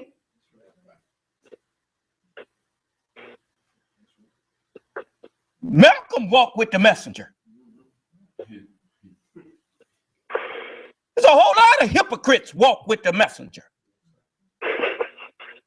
You come in, be quiet. I don't want to hear that. Look, any of you all that don't want what I'm offering, that same line that let you in here, it let you out. I'm in here trying to tell me about your granddaddy. Your granddaddy wasn't sent by God to do nothing. You don't know nothing about what. I don't care how mad you get either. I ain't even mad. I don't get mad. Well, then I know plenty about Islam, and I know plenty about the Nation of Islam, which you know nothing. Brothers, you don't know what I know. I know you wasn't in it. And still love each other. You don't know what. No, that ain't love. Love is an action word. Yeah. You can go on my website. You can go on my website and see how I feel about my people. Right. Now, show me what you've been doing besides disrespecting your elders. I will show you. I'm not disrespecting. What have you been doing besides disrespecting your elders? Are we having a conversation? What? No, we're not having no conversation. A conversation can only take place between two people of somewhat good understanding. You came in here making an accusation. You didn't come in here with a conversation. I could tell by the way you came in here. Talking about I have a question. You didn't say excuse me. Yeah. You didn't say nothing. I have a question. And you said what? That's not the way you interrupted a speaker. That's not the way you read. No, it's not. I answered you like you came to me. Okay. I'm gonna disagree with you, brother. No, I don't agree. Brother, no, if you love me, then do what I say. I ain't gotta do what you. Well, then you don't love me. Okay, I don't. Okay, so you can go. Please. You can go. I'm gone. Thank you.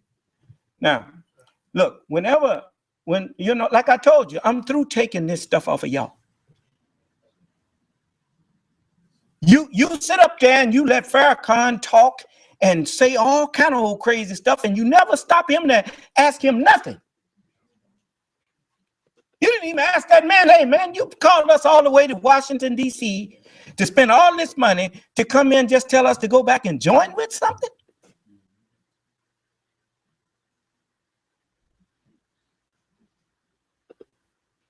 Then you want to come in here and get all indignant with me. You got your people mixed up. I ain't taking that off of you no more. No. I don't care how mad you get either.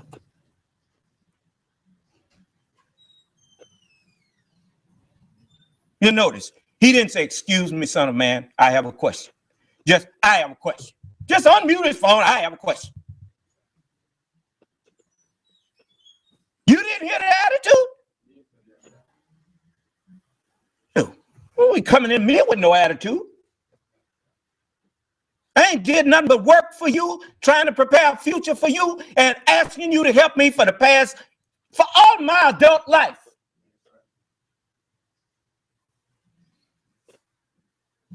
You're not going to come in here and tell me to kiss your behind. You ungrateful dog.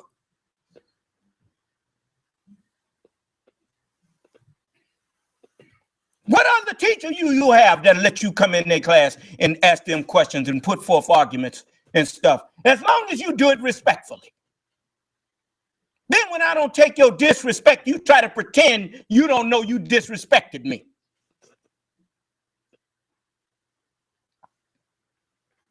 I've been your age. And I've met men my age when I was your age.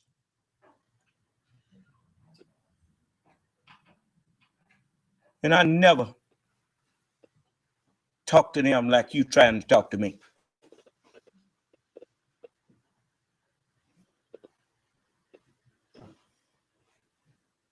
Oh, you women-led men. I know what's wrong with you. You were raised by your mammy. If you'd have had a daddy, you'd have knew how to talk to a man. Especially a man old enough to be your daddy.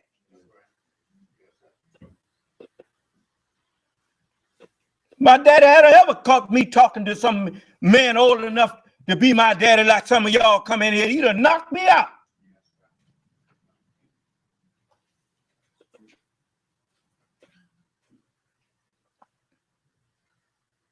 Again.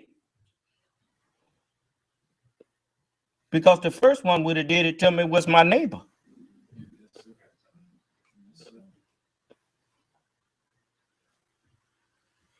We respected grown people. We respected elders.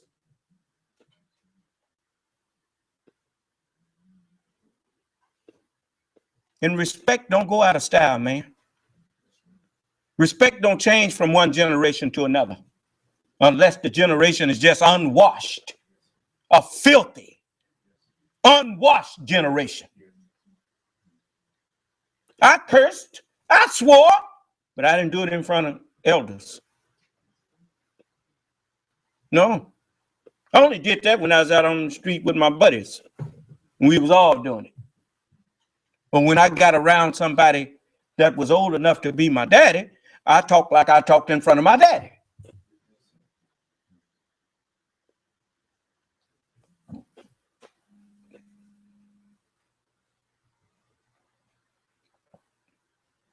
Now he mad because I'm talking to him like an elder to a youngster.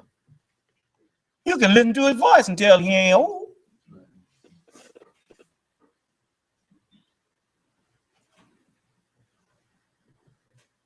But you know, he's so used to being disrespectful and ain't nobody never corrected him. So he think when you correct him, you do him wrong. You doing him wrong.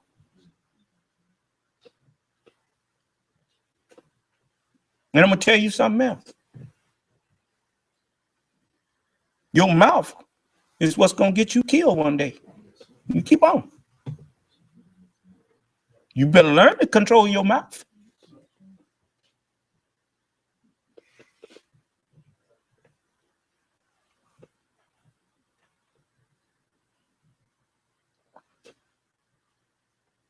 Running up and down the street just disrespecting everybody. You're going to meet somebody that's just as hateful as you. Just keep on.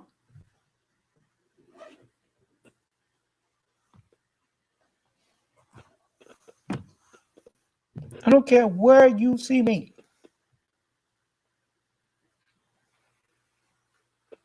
If I walk in another man's arena, I don't go in there acting like I own that place.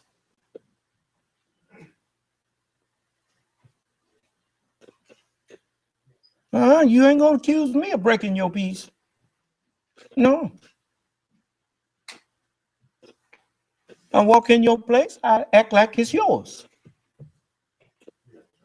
I speak first. Since you was already there, you don't walk in people's house and don't say how you doing. But they didn't speak to me. You are a fool.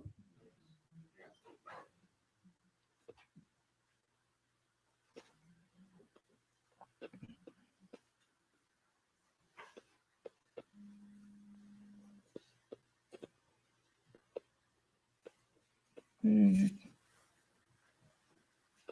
know, the universe is set up to destroy things that get out of orbit.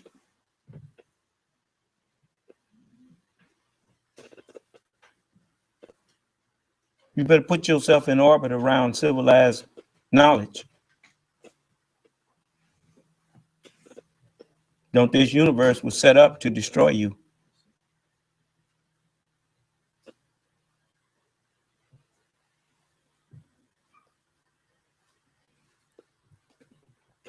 Come in here telling me about his granddaddy. What I care about his granddaddy? I mean, the Honorable Elijah Muhammad is the one that was doing the teaching. You can tell me what he said, but don't come in here telling me nothing about your granddaddy. God ain't sent your granddaddy. And the sad part, he said he did.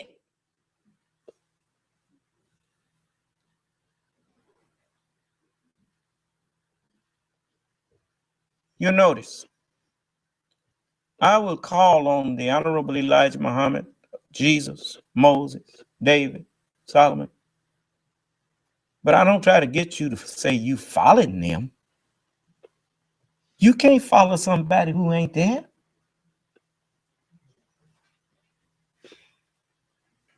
Only a dead mind thinks he can follow dead people. Do you understand that? Yes.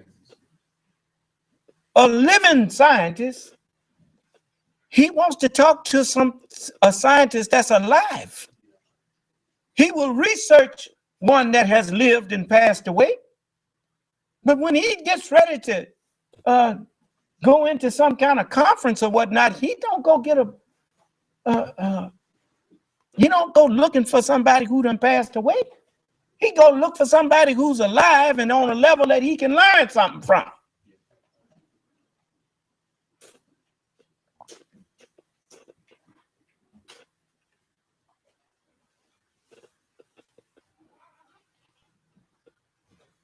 I don't come here telling you that I only have what the Honorable Elijah Muhammad, I have greater knowledge than what the Honorable Elijah Muhammad shared with you.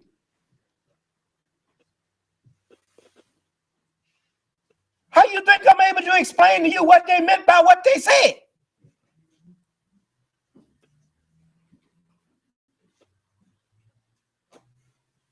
Are you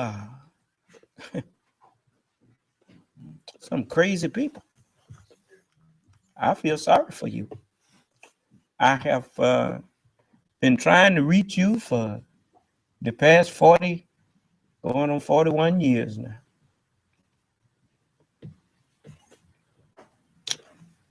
You actually, you know, I started counting from when I came in, 43.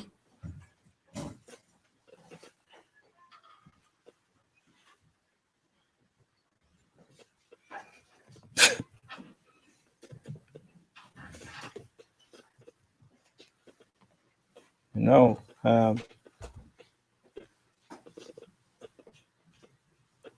when people dislike you for no reason, all of it, as the Holy Quran says, it says, Son of Man, those who disbelieve that you are the Son of Man, it is alike to them whether you warn them or warn them not.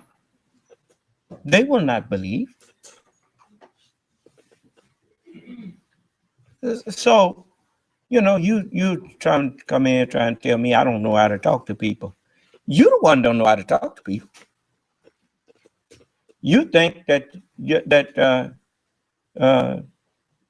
not defending yourself when people are openly, secretly attacking you, you think that does some good for them? All it does is makes them think that you're stupid.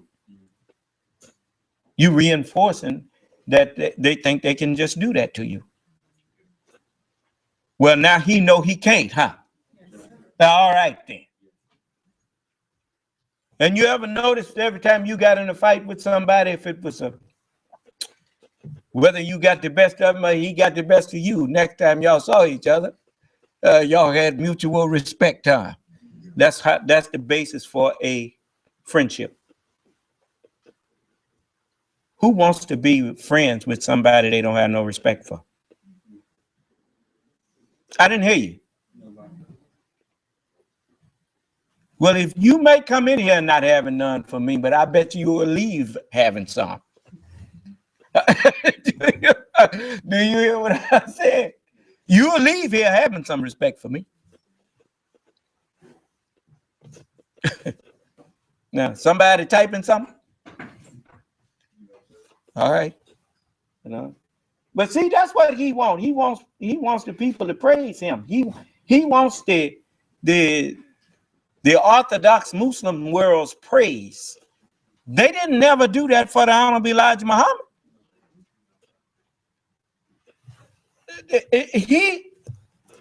He claimed that he believed in the messenger.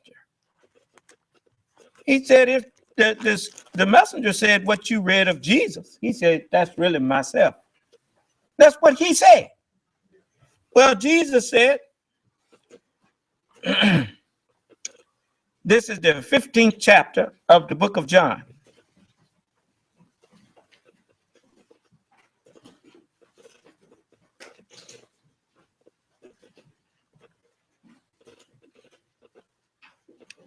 And the 18th verse. It says, if the world hates you, you know that it hated me before it hated you. They don't hate him.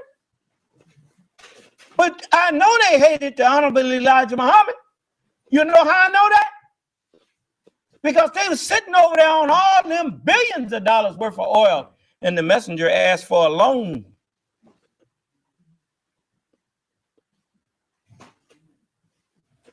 Even Gaddafi, he had over $3 billion in outside banks, according to what they said. He loaned the nation $3 million. You know how much $1 billion is? It's 1,000 million. If you have $1,000 and a man asks you for a loan to help him get something going, and you give him $3, what is that? Compared to what you could have gave in a loan. Huh? Okay. The messenger said the people will regret their non-help to us. Oil ain't worth so much now, is it?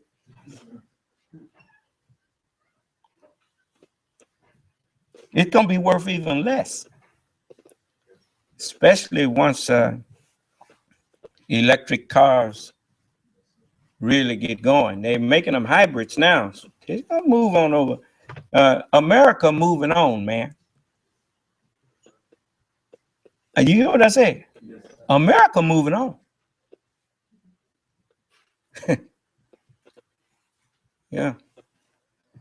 There's a whole lot of things that I was looking at the presidents today. Let me let you see something that you probably thought you never would see. But, you know. Are you going to need anything from me, like right away? Just watch this.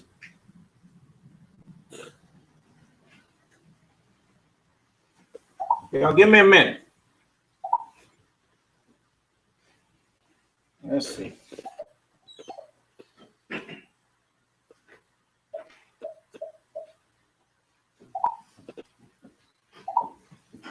Step forward tomorrow. My colleagues Wolf Blitzer.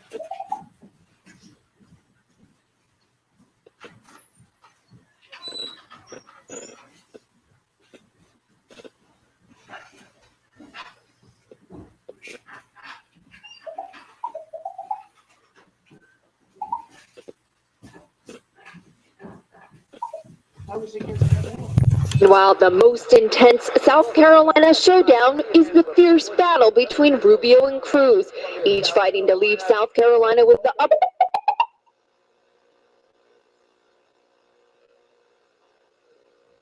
Three stops across the Palmetto State today, and as you can see, he's not the only Republican with a packed schedule there. CNN Sunland survives in Charleston, South Carolina. Sunland, last night, BuzzFeed published evidence that Donald Trump voiced support for the war in Iraq back in 2002, despite his current and many claims that he was an early opponent of the war. This is a major argument Trump makes about how sound his judgment is. I haven't heard any of his Republican opponents raise this on the trail today. Am I wrong? They're finding out now what a liar Donald Trump is. Do you understand? Your lies will find you out. You see? Now, just wait and see. Now, he done said he was against this and against that, and come to find out he was for a lot of that stuff he said he was against. But that ain't the real thing. You know, you remember I told you that no matter what prophet you go to, if you can find one prophet that condemns me, then all of them condemn me. Because their words all agrees with each other. You don't have to try to find all of them, just find one. If you want to condemn a doctor, who you have to go to? You go to doctors, don't you? If you want to condemn a governor, who you have to go and check? See what other governors think. Pay attention.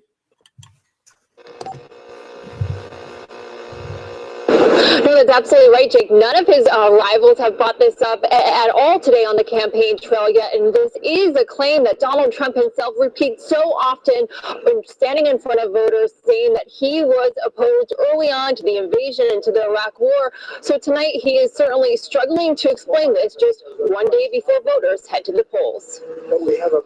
Now, here in South Carolina, these next 21 hours are going to decide a great deal. The urgent pitches. I'm different because I have a chance to win New York.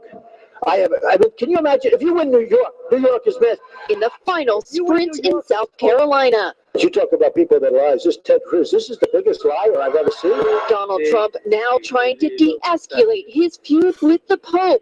They had him convinced that illegal immigration is like a wonderful thing. Putting blame on the media instead. I don't like fighting with the Pope. I don't think it's a fight. I think he said something much softer than it was originally reported by the media. The Vatican today clarifying that the Pope's comment was not a, quote, personal attack, nor an indication in how to vote. But Trump also on the defense, struggling to explain his past stance on the Iraq war. BuzzFeed obtaining these comments Trump made to Howard Stern in 2002, supporting the invasion of Iraq. Are you for invading Iraq? Yeah, I guess so. You know, I wish the first time it was done correctly. That much different than what Trump regularly tells voters on the campaign trail, that he opposed the invasion from the start. Apple went from 2002 to 2003, said you shouldn't be doing it. At the CNN town hall, Trump tried to explain. Do you remember saying that? No, but I mean, I could have said that. Nobody asked me. Wrong answer. So you don't even think about that. Do you remember saying that? Oh, no, not really. But I might have said it. That's the kind of person you want for president, that don't remember what he says? You know why he don't remember? You know, most people that lie a lot don't remember what they said. How many times he done stood up and told the people right in the public, I'm a businessman. I have to do that. I do deals. I said what I needed to say. That's not the way a president conducts himself. You cannot do that as president. You cannot take that practice into the presidency.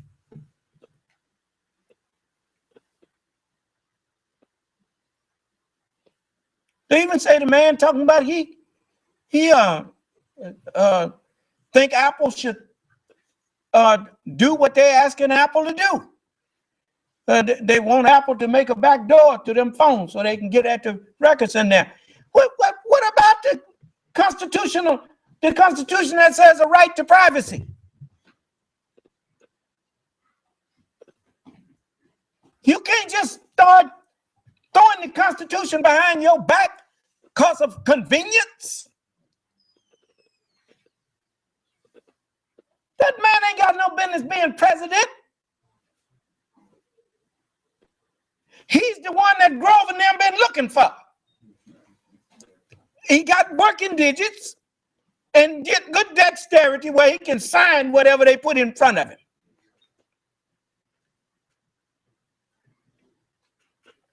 You ain't seen nothing yet. Wait, just. I wasn't a politician. It was probably the first time anybody asked me that question. And today, trying to clean it up. I was with Howard Stern before the war, like many months before. And the first guy ever asked me about Iraq was Howard Stern. I said, no, I don't know. Yeah, I guess so. Then I started looking at it. Before the war started, I was against that war. I was against. Jeb Bush even made a statement that Donald Trump don't care nothing about nobody but Donald Trump. If he was asked a question about the war and then he had a nonchalant thing, he didn't care.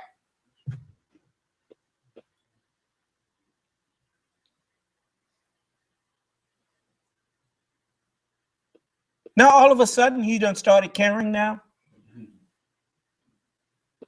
Oh, really? Look, white folks, y'all ain't never got to love me. What that's got to do with the truth that I'm bringing out?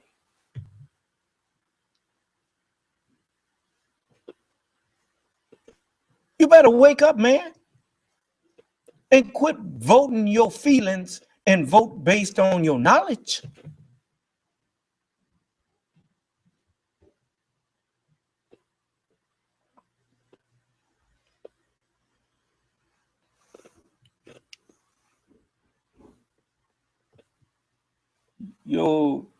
Your hatred gonna do you out of your country if you ain't careful.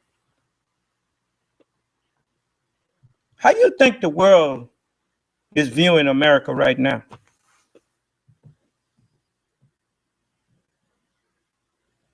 The world trying to see what's with you. Because whoever you put in that position of president represents the majority of how the majority of the people feel in America. And rest assured that the majority of the people on the planet are not white people. You better be careful about putting bigots and giving the impression that America is full of bigots and racists. By all means, let him run. Let him get out there and then let him see how we feel about it. Because he can really help this country by losing. Do you understand? Yeah. The bigger his loss, the greater America's win. To show the world that that ain't what we stand for.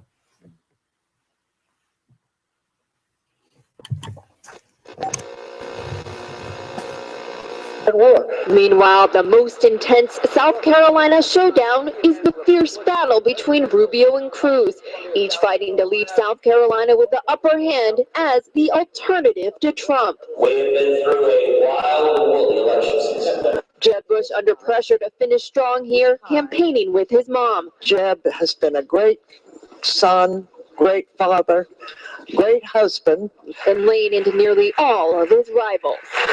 Donald Trump has never shown any interest in anybody else other than himself. And the two candidates that are gifted speakers, Marco Rubio and Ted Cruz, have shown nothing in their past that would suggest they can make a tough decision. And today, Jeb Bush and his campaign are facing question after question. If you do not do well here, what is the path forward? You know, Bush, for his part, says he's only focused on today and tomorrow, but certainly, Jake, he has a lot of pressure riding here in South Carolina. All right, Simon Sarfati, thank you so much. A historical first took place this week, and it shows just how wild this presidential race has become. Now, I want you to pay good attention to this. Who better knows what the office of presidency is than former presidents? Huh? Now, remember now, one of them that you finna hear is the Democrat. Another one is the Republican, but they seem to be in agreement on Donald Trump. Now just listen.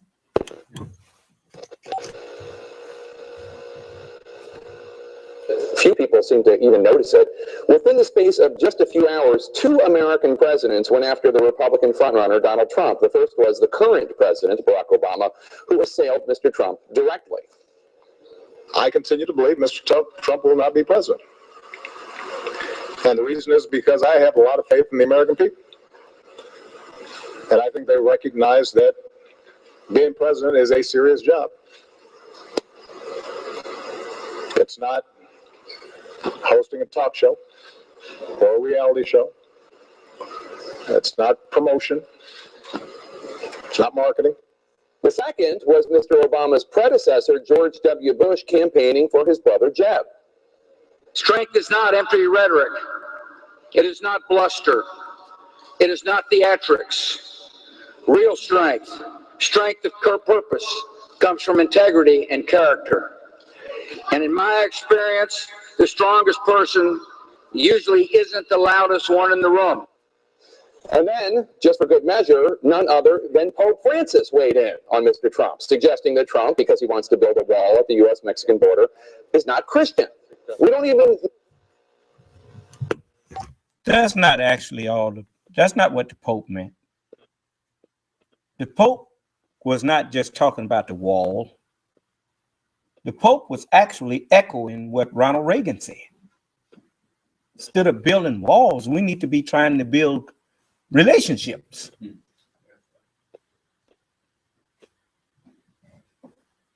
And you know,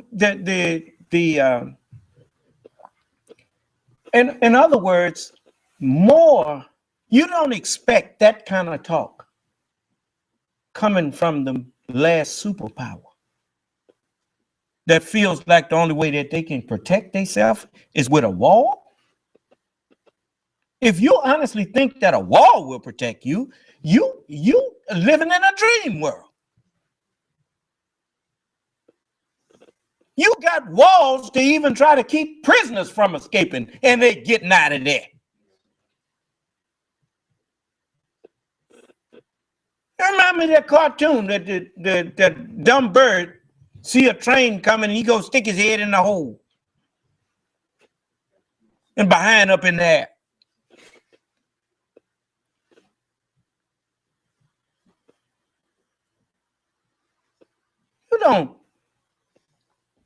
You don't suggest that the borders of America can only be protected by putting up a brick wall or something. You know how you protect your borders? You protect your borders by making other people feel safe.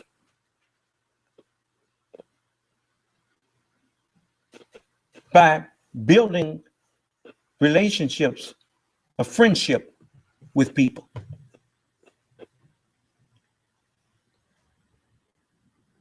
You don't change what you stand for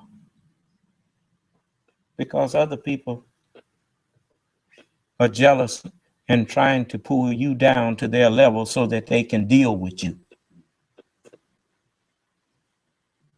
You know, you tell them, I can't get down there and wallow with you. I'll give you a hand up if that's what you come on. I'll help you get up. But hey, man, you got to do better than that. Why you that murdering your own people? You can't be successful like that. And say, well, you used to do it. The optimum word is used to.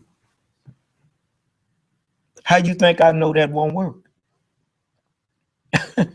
Huh? You need to make peace with your brother. It's like you say, well, I just heard you arguing going on. I didn't try to kill him. All I did was fuss him out and let him go on about his business. I didn't shed his blood. I just fussed at him. What? I can't fuss at him, but you can murder him? You murdering each other, and all I'm doing is fussing. And you got nerve enough to talk about me?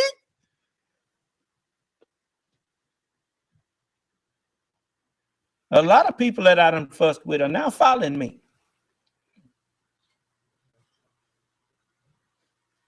So my fussing did more than the people you done killed. Have they decided to follow you? Oh, that's right. They can't decide no more because you done murdered them, huh?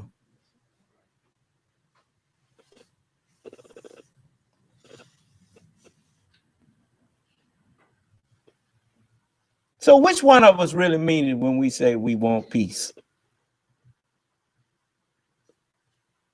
You with the gun or me with the truth?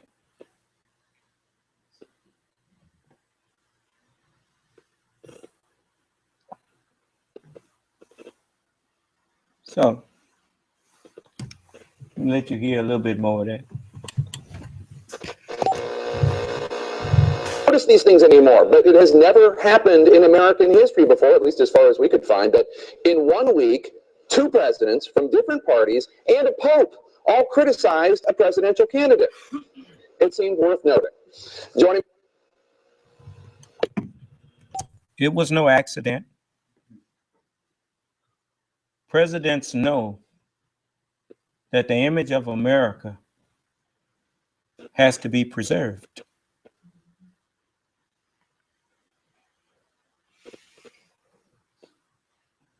The president is the person that represents the ideals of America. You have to be careful who you let be your standard bearer. Because the president is the one that the world looks at and says, that's what America stands for.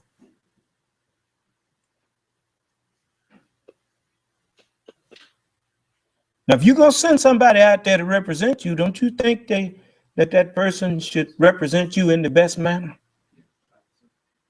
Not the worst of what you are, but the best of what you are.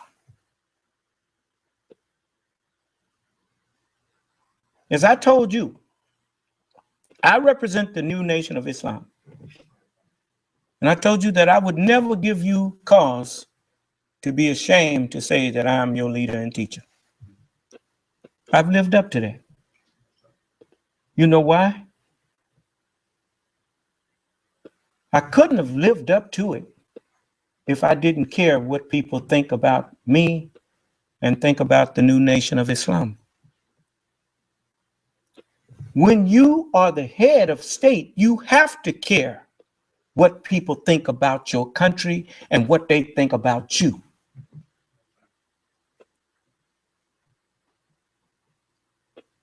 And it's a lot of things that you might want to say and want to do. But the position that you are in forbids it. Snaps you back and say, nope, buddy. No. That's why they call him Mr. President. Not Mr. Obama, Mr. President. And as long as he's in that office, he's Mr. President. And he better act like it.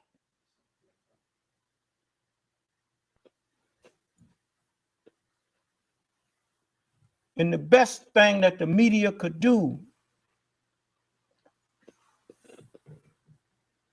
is push buttons, as many buttons on the candidates as they can find to push, and see if they can get him to make foolish statements, to act a fool. Because if they can do it, then he's not the material they want sitting up in the presidential mansion.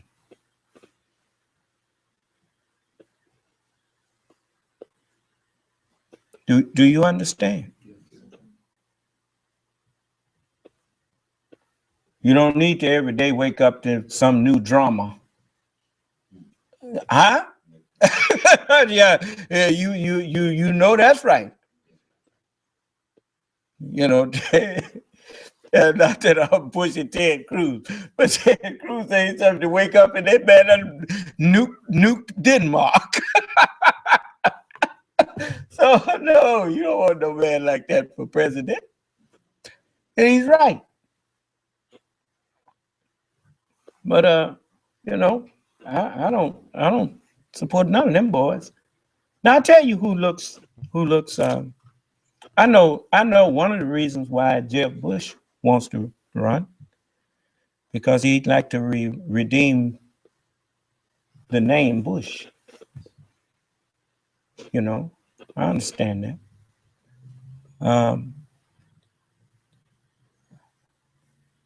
But John Kasich, he seems to be a level-headed, peaceable man.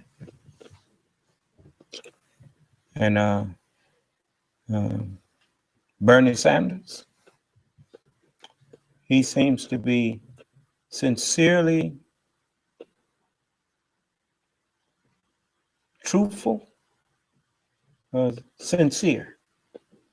And he also seems to know what time it is. That America now is in need of, you couldn't put it no better, a political revolution. Everything in Washington has been manifested. The old guard is, President Obama's election proved that there's too much racism in Congress. There's too much bigotry.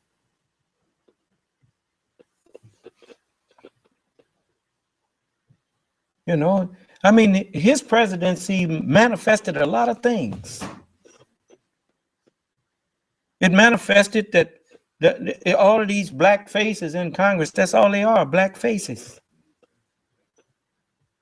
When they should have taken a stand, they sit quiet, saying nothing, watching racism. I mean, here they've been struggling against racism, so they claim, and yet they're afraid to call racism racism.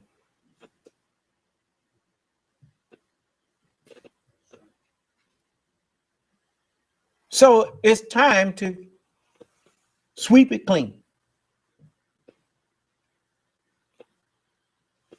Because that's the only way that America is going to really evolve into what it has the potential to become.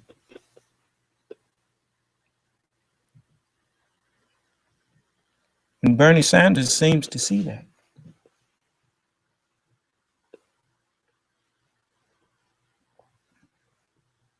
And I know that those elder statesmen, Mr.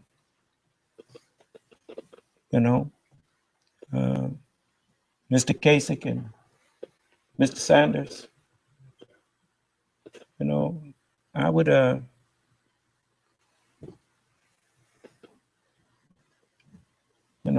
that would be a good race. I don't think you lose too much from either one. I'd go with Sanders, but I think Governor Kasich, I think he's the governor of Ohio. And whenever all them other Republicans was talking about not going to use Obamacare and all that, he gave his people that health care. And I mean, the man, he He cares about America, like Bernie Sanders. He cares about America. If you care about America, then it makes no difference what party you are from. If you really care about America, you're not going to do harm to any part of it.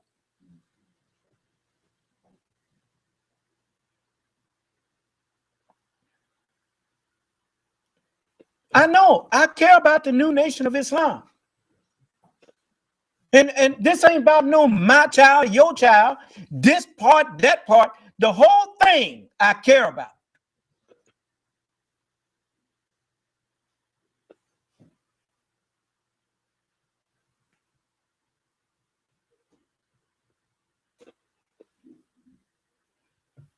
And if I didn't,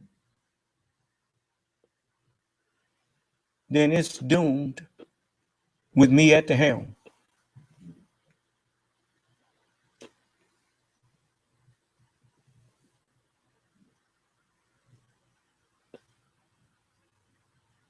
Anytime a man playing to your and encouraging you to hate each other. I remember the Honorable Elijah Muhammad when we were so filled with self-hatred and everything. Every time you look up, some brothers arguing and going on, and the teachings was and still is. You can't agree, and you can't call me or can't get in touch with the leader. Drop the argument and keep the brother. Drop the argument and keep the sister. Because it ain't worth that.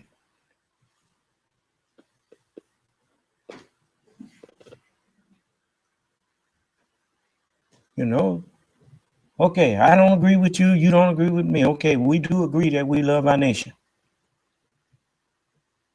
Well, let's do what's best for our nation, and we'll get some counsel later.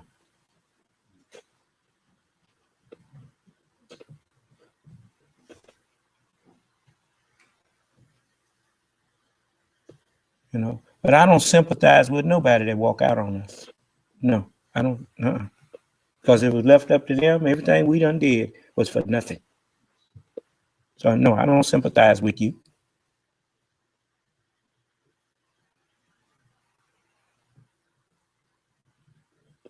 I'm so happy that both of those presidents gave a warning to America. You do not want to put a man like Donald Trump into the Oval Office.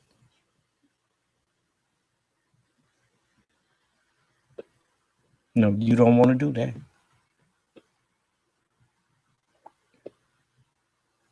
Because when he, you know, if you say, you hear people saying, just like many people say, well, why you don't support Hillary Clinton? It's not that I don't support Hillary Clinton. I'm supporting her by not suggesting her. Do you see the stress that have you looked at the president that you got now? Have you looked at his face and his head?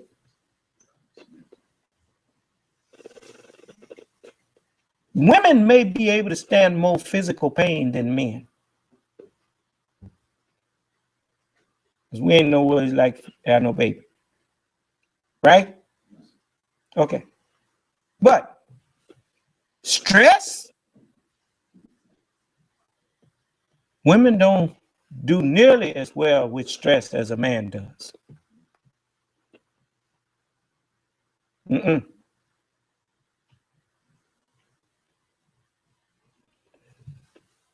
I keep going back when I was thinking about, well, why not Hillary Clinton?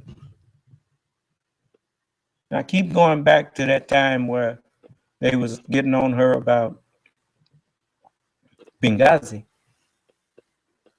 And she got a little frustrated with him and said, well, what difference do it make? Even that. was the stress of it made her have that outburst, which wasn't that big a deal. But then when they was getting ready to have some hearings, they had to postpone because she had passed out. And I thought about that. Said the stress of Secretary of State.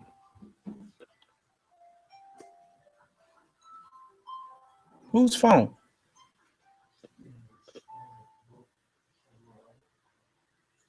The stress of Secretary of State going from this place to that place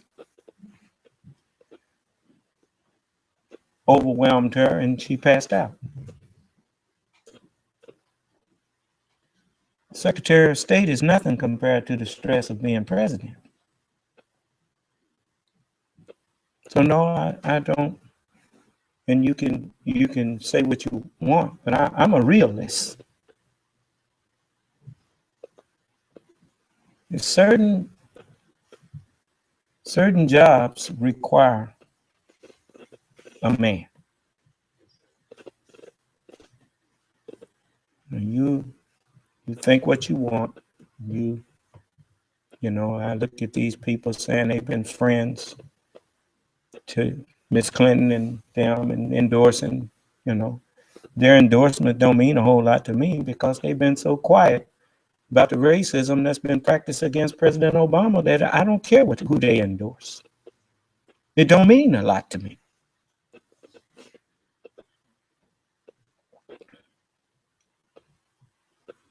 You see? I ain't even heard none of them say nothing about Dr. Bill Cosby. That man marched with him and did some of everything. And none of them spoke up for him. Why? I'm not that kind of person.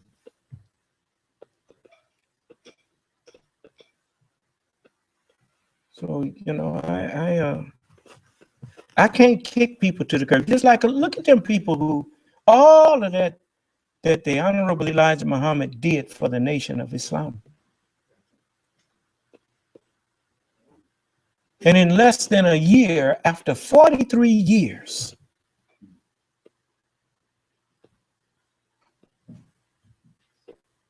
W.D. Muhammad was able to use the same people that had claimed to be so loyal to the messenger. They helped him dismantle the Nation of Islam, Minister Farrakhan included.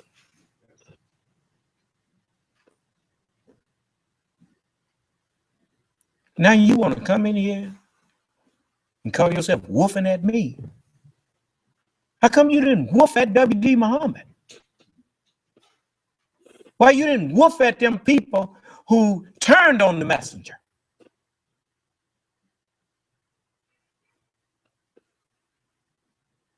You got your people mixed up. I ain't finna hear that garbage from you.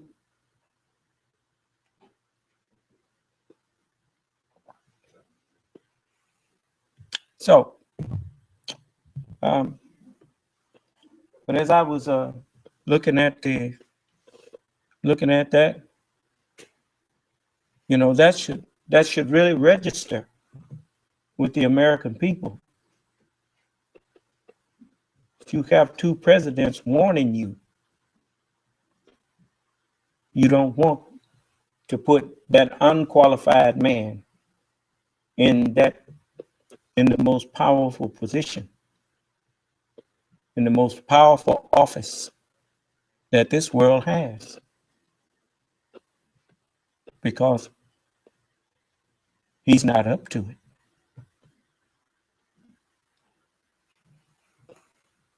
And this campaign has shown that he's not even growing into it. No. Man, still talking like a CEO. I mean, like a businessman. And not a very good one. Because he does not seem like he he knows how to take advice, because he does not seem to have any advisors, which means, see, a man that knows how to take advice would seek advisors.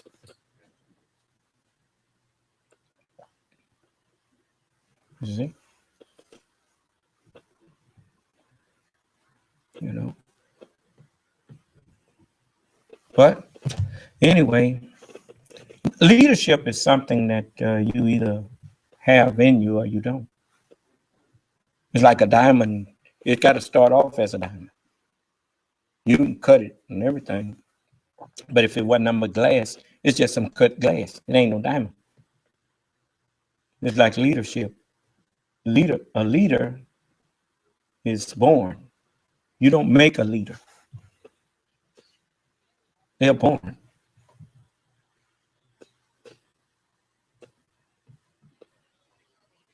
And most leaders, the one thing in their history that you will find that they were never selfish people.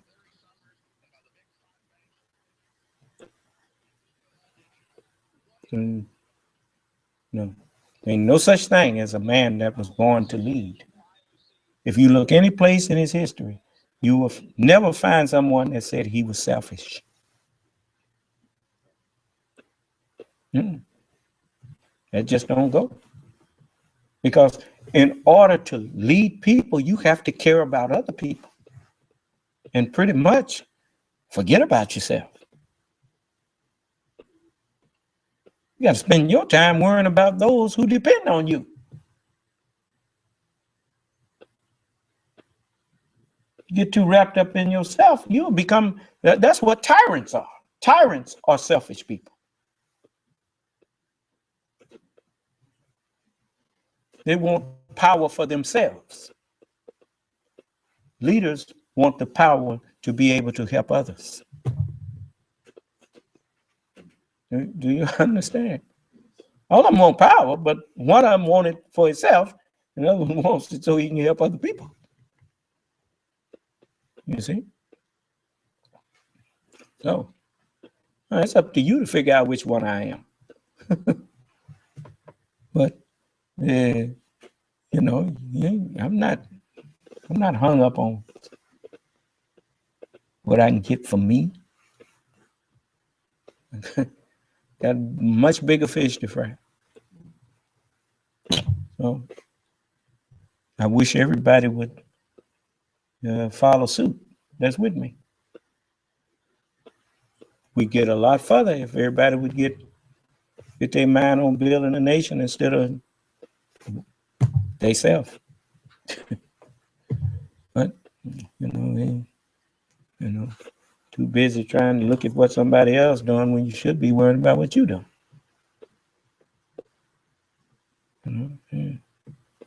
Every time Donald Trump get up in front of somebody, he talking about what the polls are saying.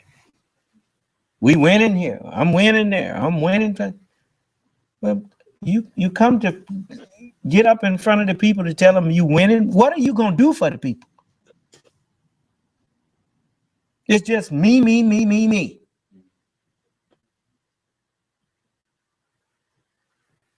That's not a leader. That's a man that's stuck on himself.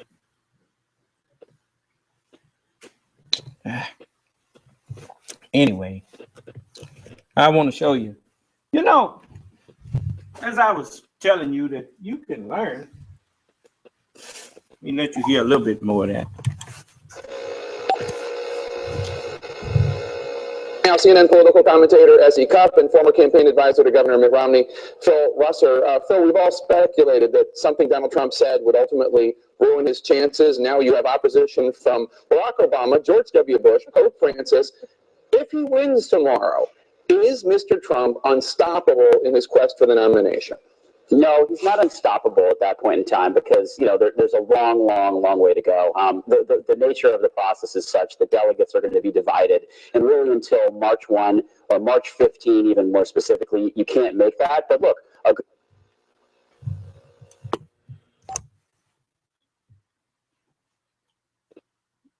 if you look at the division of the votes, it really shows you that he don't have really the majority of the people behind him. It's a, you know, yeah. The point is, America now is in the eyes of the world, thanks to him, to Donald Trump. And now we have a chance to show the world what we really stand for. Do you understand? Yeah. Now, I want you to learn something else.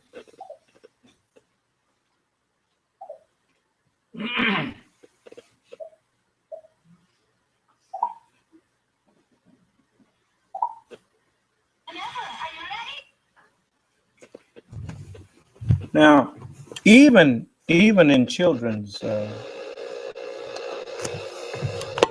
shows, I was sitting up with my son today looking at his cartoons, and I happened to see something that I thought would help me teach you all some things. The network premiere of Frozen. And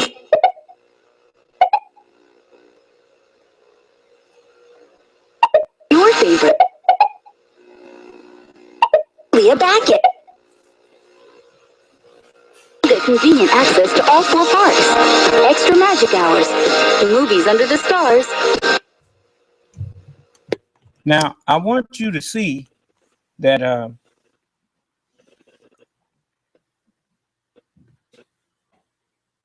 we have many qualified people among us that if we just get together,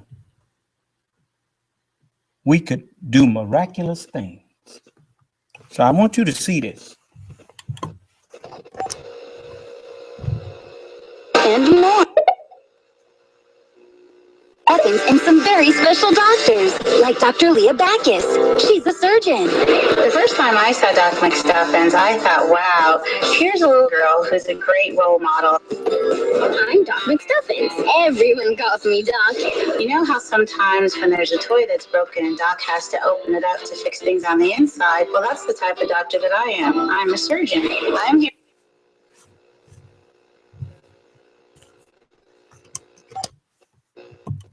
A black woman, surgeon, Dr. Ben Carson, surgeon. You know, it's time that we wake up and realize the only thing stopping us from putting a stop to people mistreating us is our refusal to unite and put a stop to it. By doing for ourselves, we can build us communities just like you see Japanese village, Chinatown. We can do the same thing.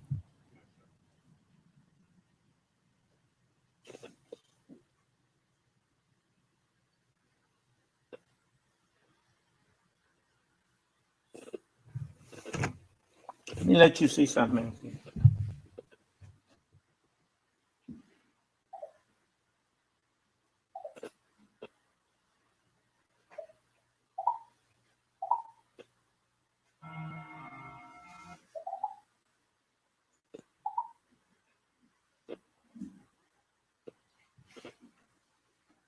Just give me a minute.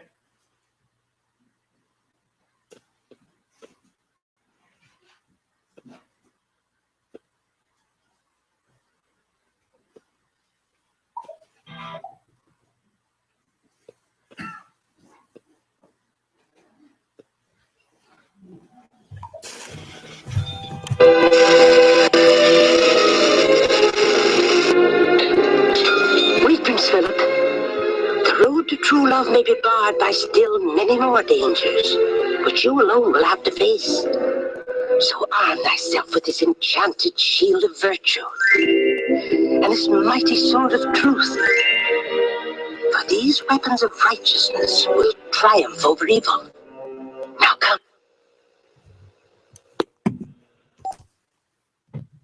Put on the whole armor of God, shield of virtue, and the sword of truth will triumph over evil.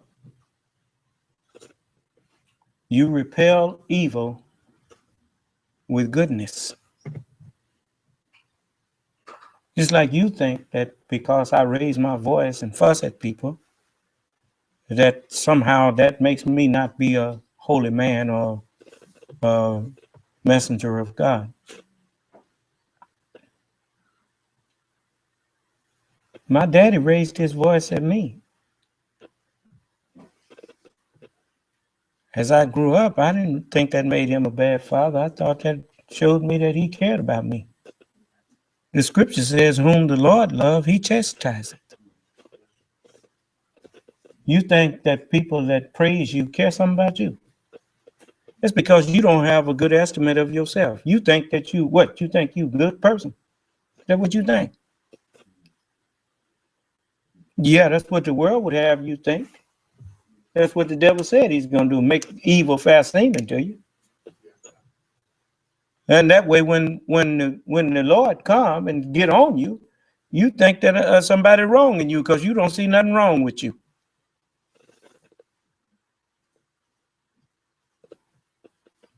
Some of you even think you can come up and talk back to me. The scripture told you, you better shut your mouth in my presence. You ain't got no business calling yourself railing back at me. If you don't know it, I know it.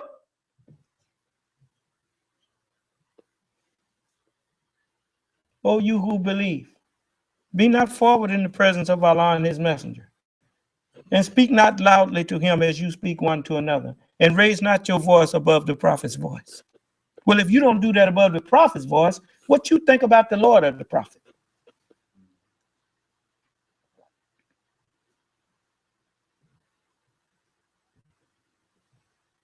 You got your people mixed up.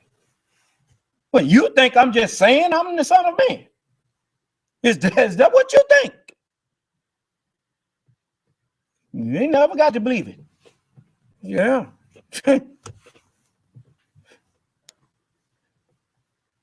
Just because you don't believe it don't mean that it ain't true. So, but you see, even in the cartoons, good versus evil. Okay? That's Ephesians. Put on the whole armor of God. What you told him, you're going to need the sword of truth and virtues. Huh? If you're going to fight evil. Yeah. But the righteousness of God.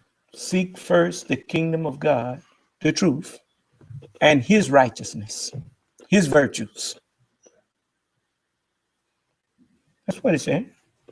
See? And I was looking at my son. He's sitting there just watching. He's eating that up. It kept his attention.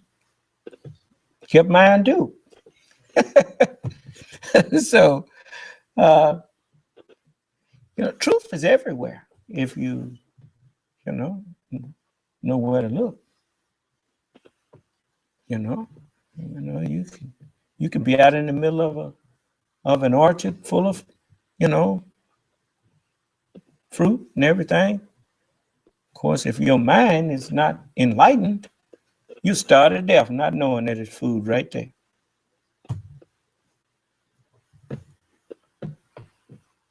Literally starved to death in an orchard full of food because you didn't know where you was at. So I just thought I'd share those things with you. So I'm telling you, don't be coming up to me trying to throw Minister Farrakhan up in my face. You don't know nothing about Minister Farrakhan. I know how far he done failed. Because I knew him when he was standing for the messenger and with the messenger. And I see how much he done deviated. And you go there talking about Scientology and all of this stuff.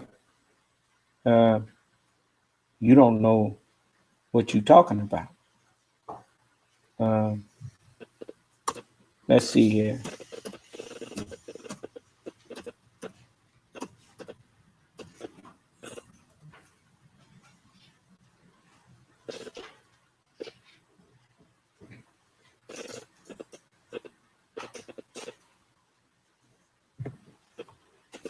Let's see.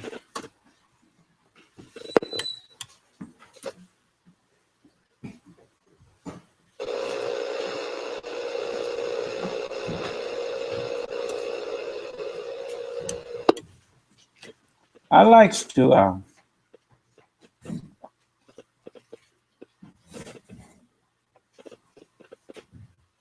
here's one. I ain't gonna talk about Scientology. I'm gonna take and let you see this. Let's see here. They didn't have to do that. And don't pay no attention to that stuff. See, that's the kind of stuff that's uncalled for. You know, put no horns on WD and all that. That isn't necessary. Just a moment.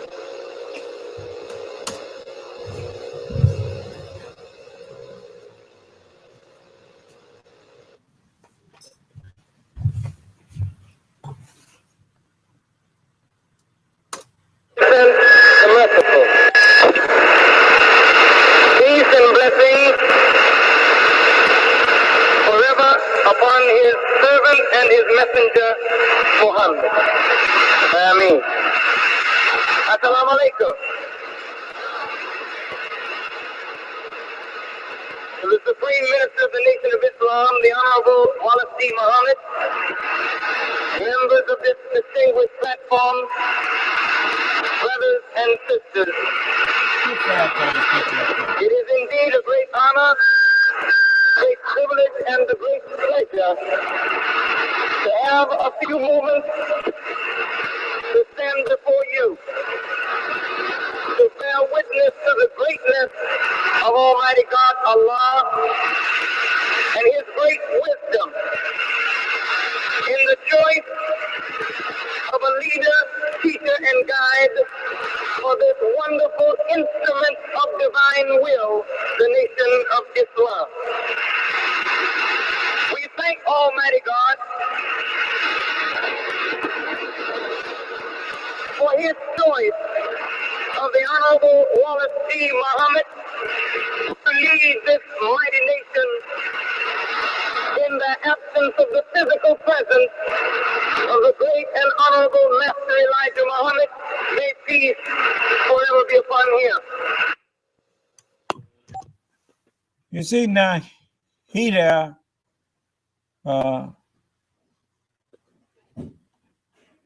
preaching for Wallace. Talking about Allah chose him. When they lying, he knew he was lying. Allah did not choose W.D. Muhammad. Them officials chose W.D. Muhammad. They all got together and chose him. You know, if you got to lie to get in a position, then the way you got in there is proof that nobody should trust you after you get there. Because what will you do to keep it? Lie some more, huh? Now, let me let you hear something else. You know, I have lots of things that I could show you. Let's see. Here's one.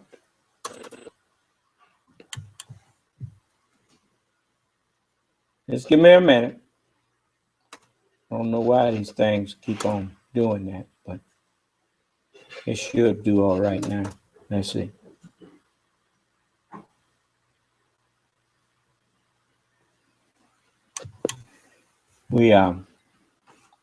I like to show people the truth.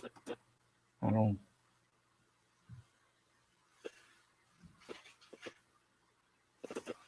That's taking too long. Give me a minute here. Excuse me.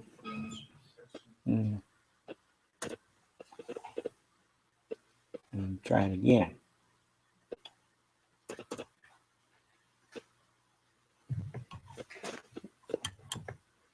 On last week's issue, on cover of the Valalian News, you saw an article there written of the exploit of Minister Farrakhan down in the Caribbean. Now, that voice that you hear there, I recognize that voice anyway. That's Minister Abdul Kareem introducing Minister Farrakhan to introduce W.D. Muhammad. Now, just listen.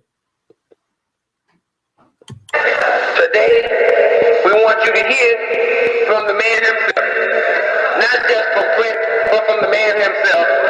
And if we needed an international representative, and indeed we did, and if we have to choose one to represent us internationally, and indeed we did, then I think that the Honorable Walid Muhammad made the best choice in giving to us, and as an international representative, our main speaker today, as I introduce him to you, the Honorable Abdul Halim Farakhan.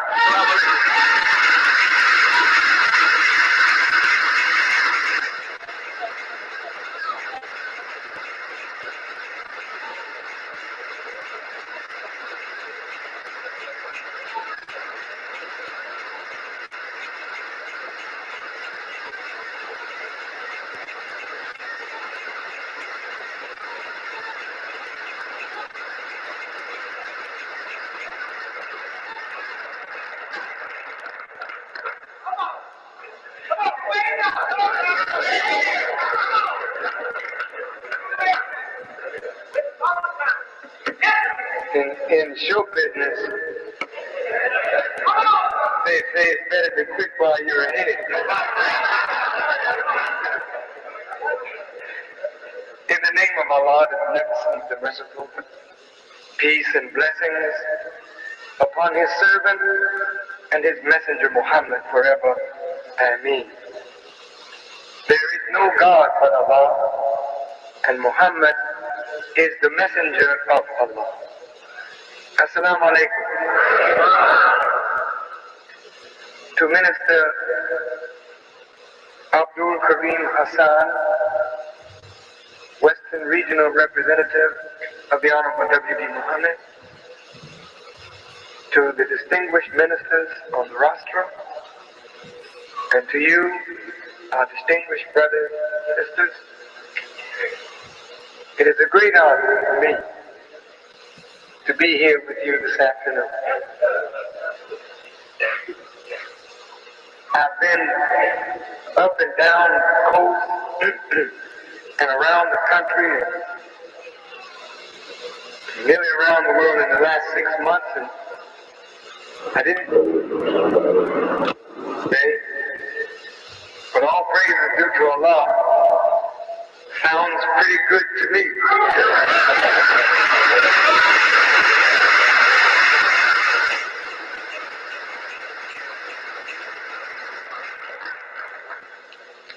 I think before I say anything, I want to say how very much I, as a follower of the Honorable W.D. Muhammad, appreciate my brother and your brother, your minister and mine, Minister Abdul Kareem Hassan. We appreciate a strong man. We appreciate a man who soldiered hard under the Honorable Master Elijah Muhammad, and a man who now has increased duties that keep him moving about the Western region. Because when you've got a strong man, he can't sit still. When you've got a strong man, he's got to share the strength that Almighty God has blessed him with those who might be a little weak. and not able to walk as strongly and as firmly as some of you here in the Los Angeles area. And so your minister has to keep moving. And that's because the Honorable W.D. Muhammad has seen in him the strength, the knowledge, the wisdom, the brilliance. The Honorable W.D. Muhammad. And this is these people want to come in here and insult me and throw him up in my face.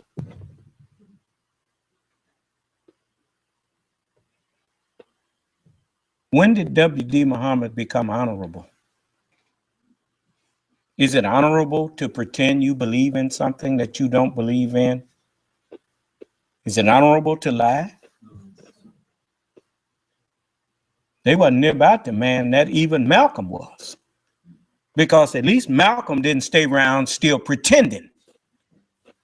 He went on.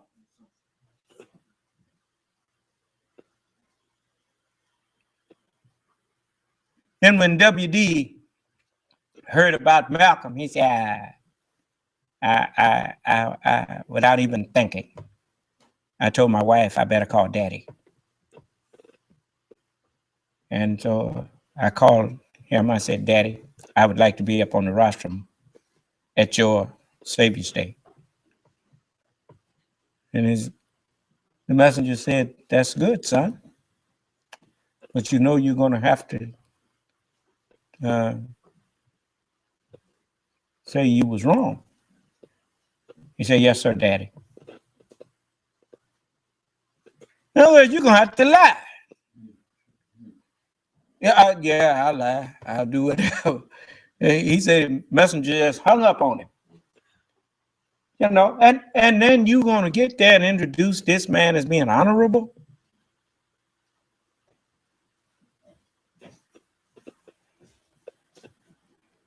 Now you want to come in here and insult me behind people like that.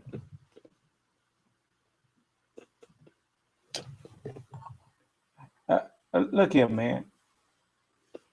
I told you these people ain't about nothing. They ain't about nothing. Let them go and find where I'm at. Here you go. I heard on the radio that Malcolm had been killed, murdered. Without thinking, I told my wife, I said, I have to call Daddy. He came to the phone. He said, Assalamu alaikum, Wallah. I said, Assalamu alaikum, Daddy. I said, tomorrow is Savior's Day. I said, I want to be on the platform with you tomorrow. And she said, that's yours. Savior's Day. I said, that's good, son. I said, well, you know what that means? I said, yes, sir. He said, you have to come before the people and tell them you're wrong. I said, yes, sir. I'm going to bring before you the messenger of Allah's son. I ain't going to make you listen to all that because he was lying when he said it. But, you know, I'm just trying to show you Farrakhan and them knew about WD. Then in 1975, I want to stand up there and tell that lie, talking about the messenger chose him. Lying.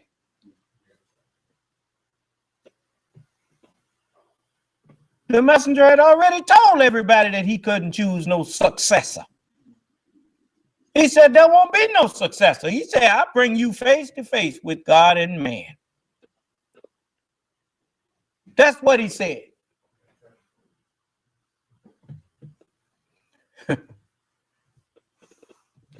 You know?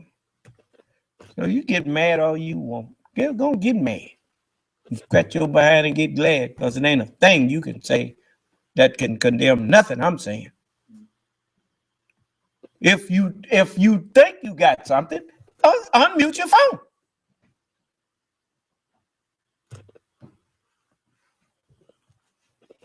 You remember the man said he'd call in here, he wants to call in, right? Remember that?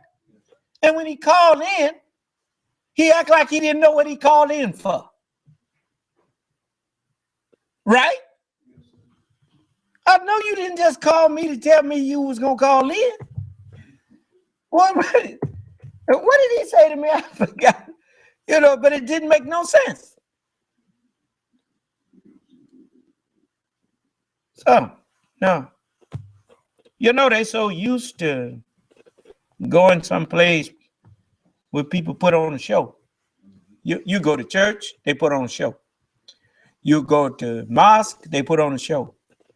Everywhere you go, they put on a show. What you mean they put on a show? I mean that they don't teach you nothing. They just get up there and say a whole lot of stuff, and you sit there and watch, and you listen, and then you get out and go out and tell what a good time you had. And when you come in here with me, you don't know how to conduct yourself because you're in a classroom and you can't believe that you can talk back to me. And then you get disrespectful. Because your idea of a leader is he too great, we can't talk back to him. And anybody that you can talk back to must not be nobody. I know how you think. You just that crazy. The only people you respect is people that don't have no respect for you. And anybody that's got respect for you, you think they must be stupid to respect somebody like you. So they must not be nothing. That's the attitude you come in here with.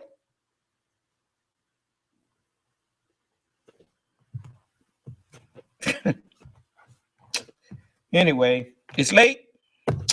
Ain't nobody got no argument, so I'm gonna just let it go. You know, I don't think that boy didn't have no argument for me. That boy was sitting up talking about what his granddaddy said. Ain't no argument. His granddaddy, who is his granddaddy? He got mad when I said that. You know what? I don't need to hear nothing your granddaddy had. Do you hear me talking about what my granddaddy or my grandmama said? What? You didn't come in here to hear that. You came in here to hear what the word of God said.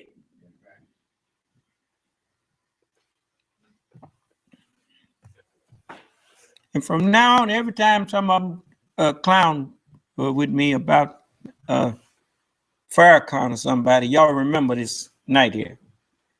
Didn't any of them come in here and say I twisted anything? Now you can go online. You ain't gonna find that one on there that I played for you where he said, so that when he turns hypocrite on me, the whole world will see him. That one ain't on there. But I guess maybe I'll upload it. I'll have brother upload it. You can make out what's being said. He even condemned marching on that. Minister Farrakhan said, don't organize black people to march. Organize black people to build. Then who wind up organizing the march? He's a hypocrite. That man don't believe his own teaching.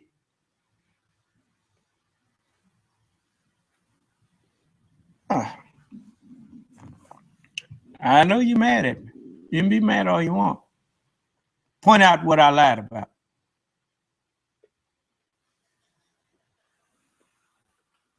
I'm going to teach you to keep your mouth off of me. You ain't showed nothing where I'm contradicting myself, but you call me a hypocrite. You know the teachings of in the sayings of Prophet Muhammad, since y'all like to quote him so much. I think it's in his hadiths that he said if one who claims to be a Muslim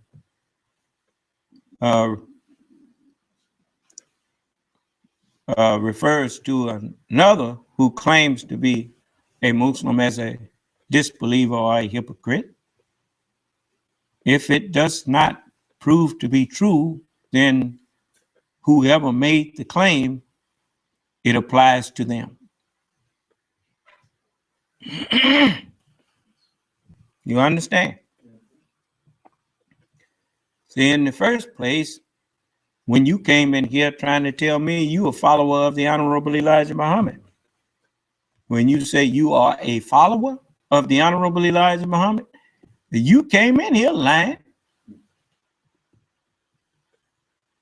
The Honorable Elijah Muhammad said, we can't be looking for no dead Jesus. He condemned that lie before you get it out your mouth good. He said, once death put me to sleep, let me remain asleep. That I'm not conscious that I'm asleep.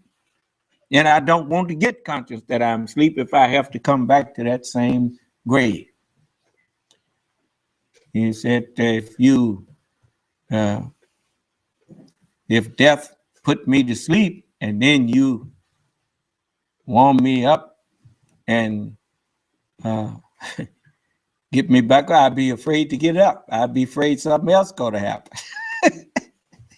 He said, so once death put me to sleep, let me remain asleep.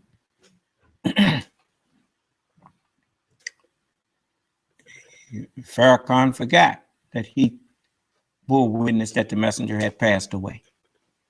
Then want to come back here talking about the messengers and sitting up on the mothership. You people. Yeah, I feel your hatred. But that hatred that you have for me, you're going to feel 10 times that much for the one you see when you look in the mirror one day. When you realize that it was me that had your salvation that you should have took away with me. That's what you're going to wish that you had done. So,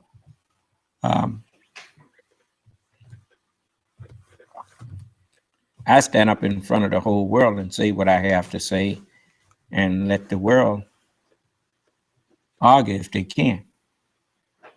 Excuse me, son of man. Yes, sir. Now you said just a moment. You see how that brother came in? See, that's how you interrupt a teacher.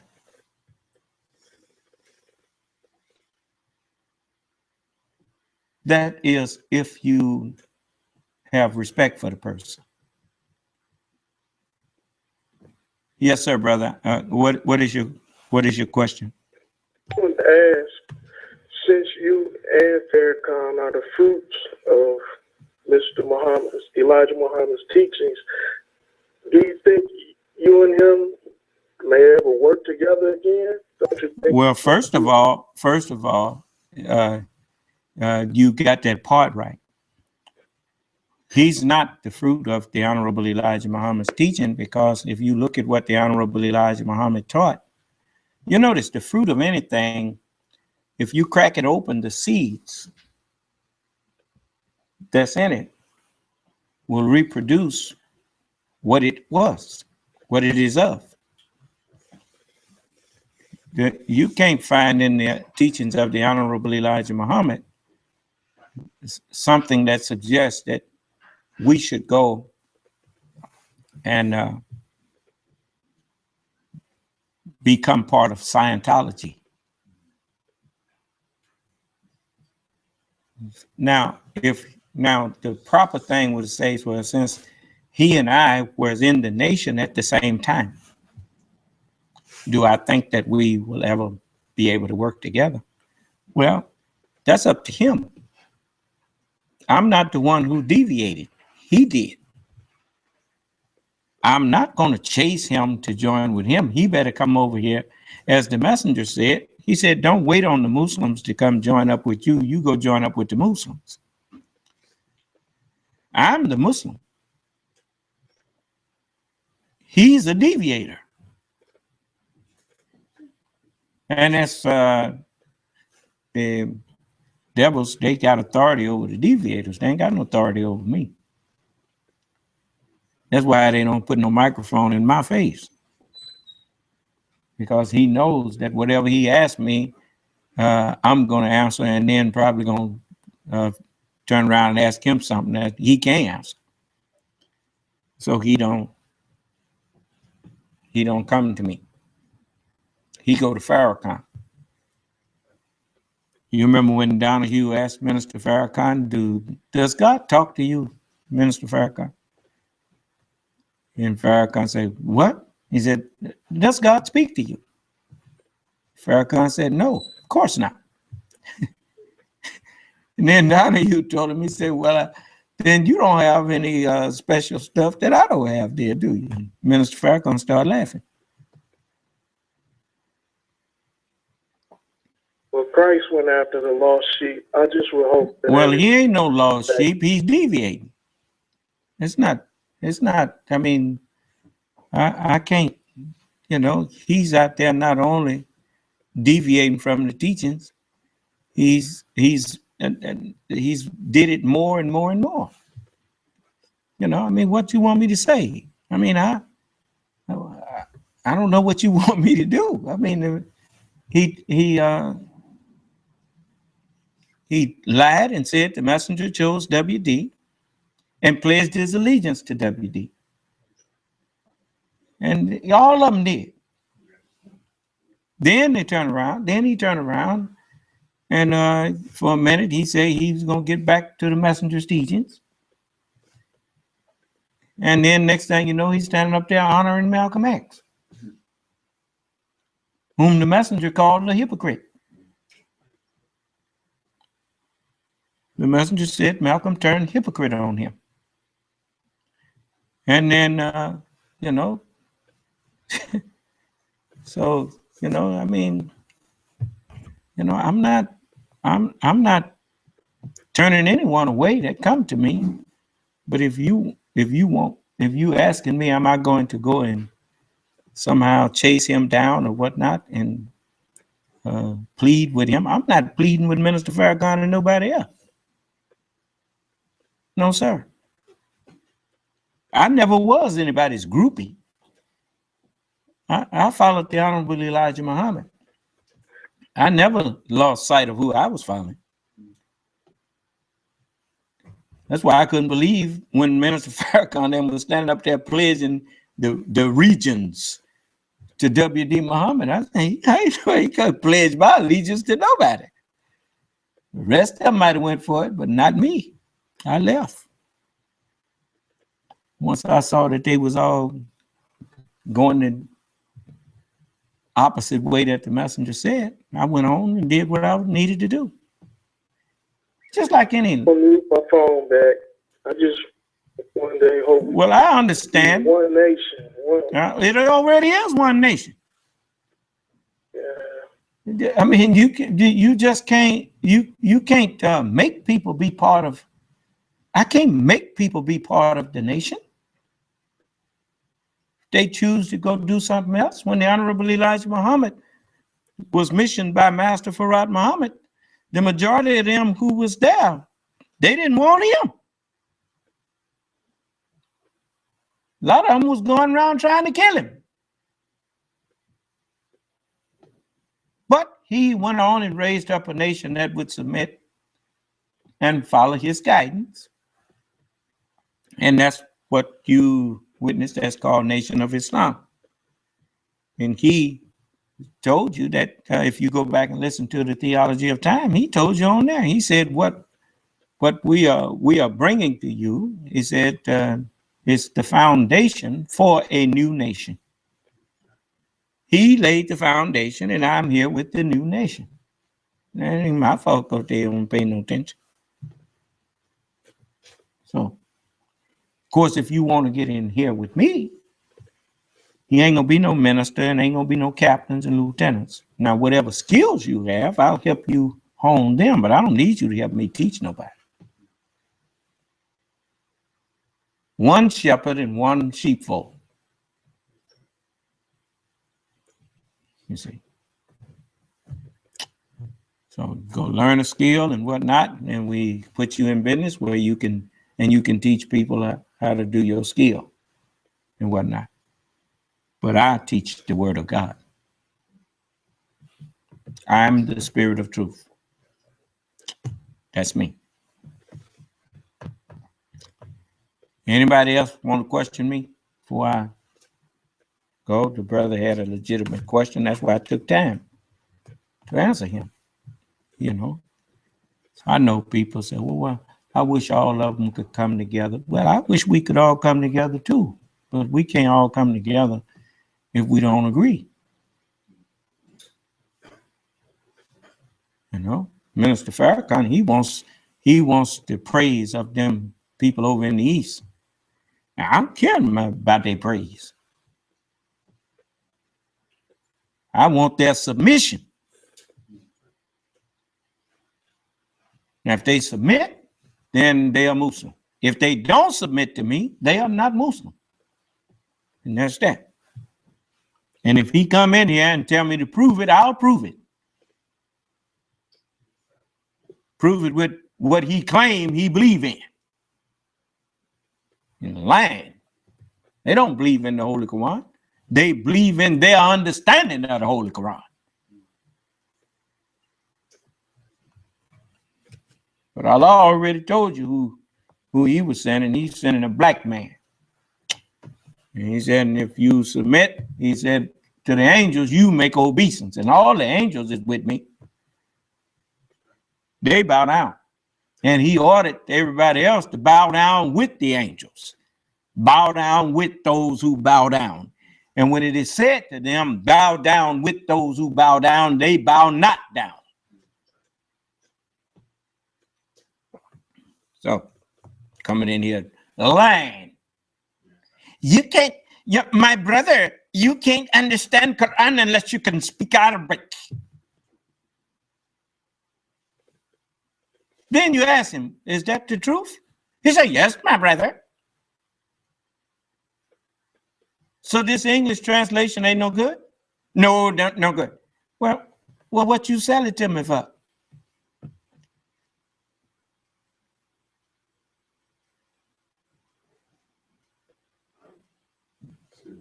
Yes.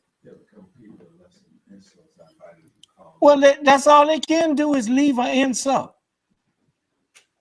I mean, look, on the outside are dogs.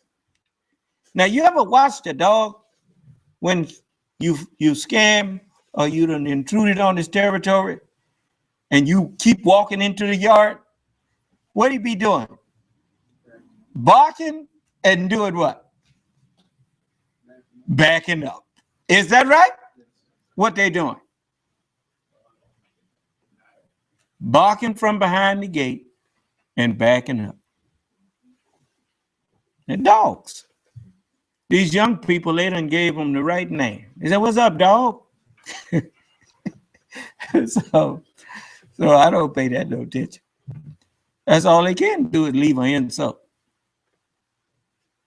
I tell you what they'd like to do. They'd like to kill me. Just like them nuts over in the East that's running around murdering people calling themselves Muslims. Oh, but when you see what Allah got planned for you. Okay. What was I saying before you interrupt me?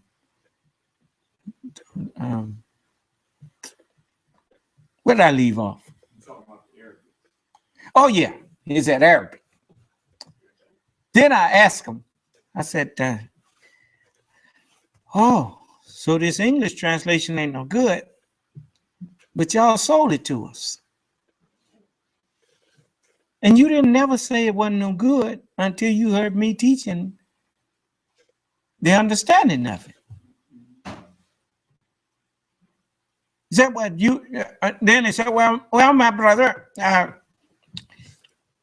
that's just, it's only understandable really in Arabic. And I say, so the Holy Quran is actually not a reminder to the nations. So that's not true. It's not a reminder to the nations. He said, oh, yes, my brother, it's a reminder to the nations. I said, it can't be. Not with what you just said. It should have said a reminder to the Arabic-speaking nations. Because if you can't translate it out of Arabic into another language, then it's not a reminder to the nations. It's only a reminder to the Arabic-speaking nation. Then they get quiet. Then they slink back up under whatever rock they crawled out from under.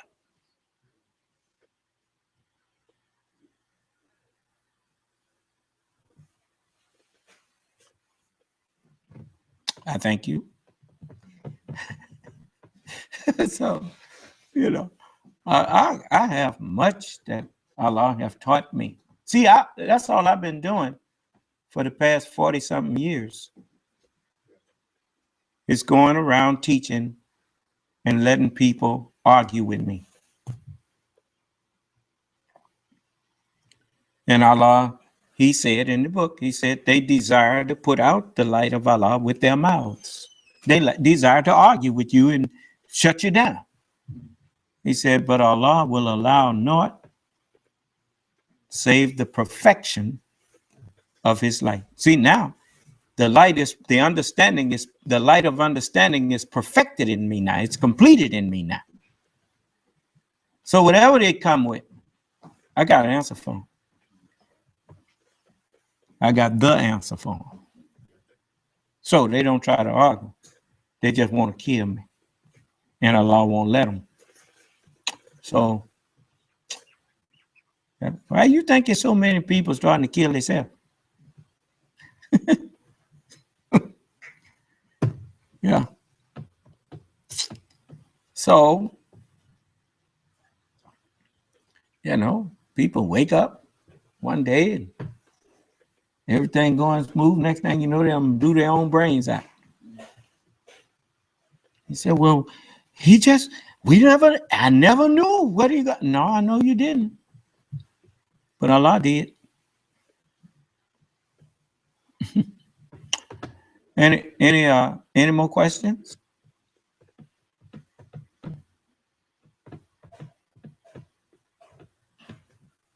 You see, I always remember, like I told you, since there ain't nobody righteous, Allah's not judging you so much for what you are doing, but for what your intention is going forward.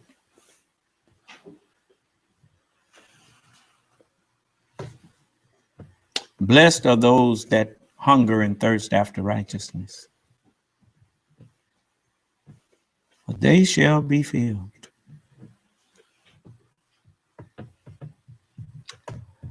All right, those who want to do something else, well, your reward is coming to you. May Allah's peace and blessings and mercy be with each and every one of you that desires righteousness. And may he keep you in your right mind, keep us in our right mind. And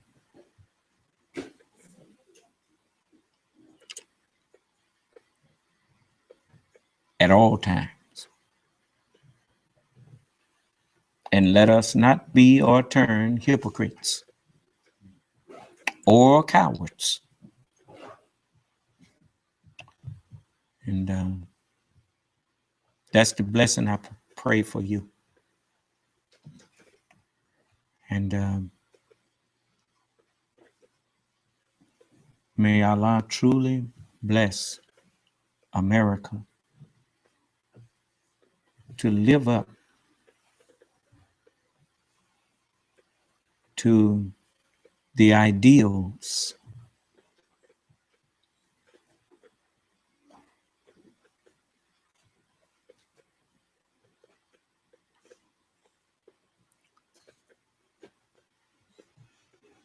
that openly she stands for,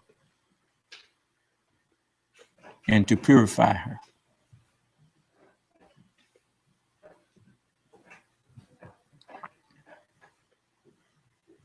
Yes.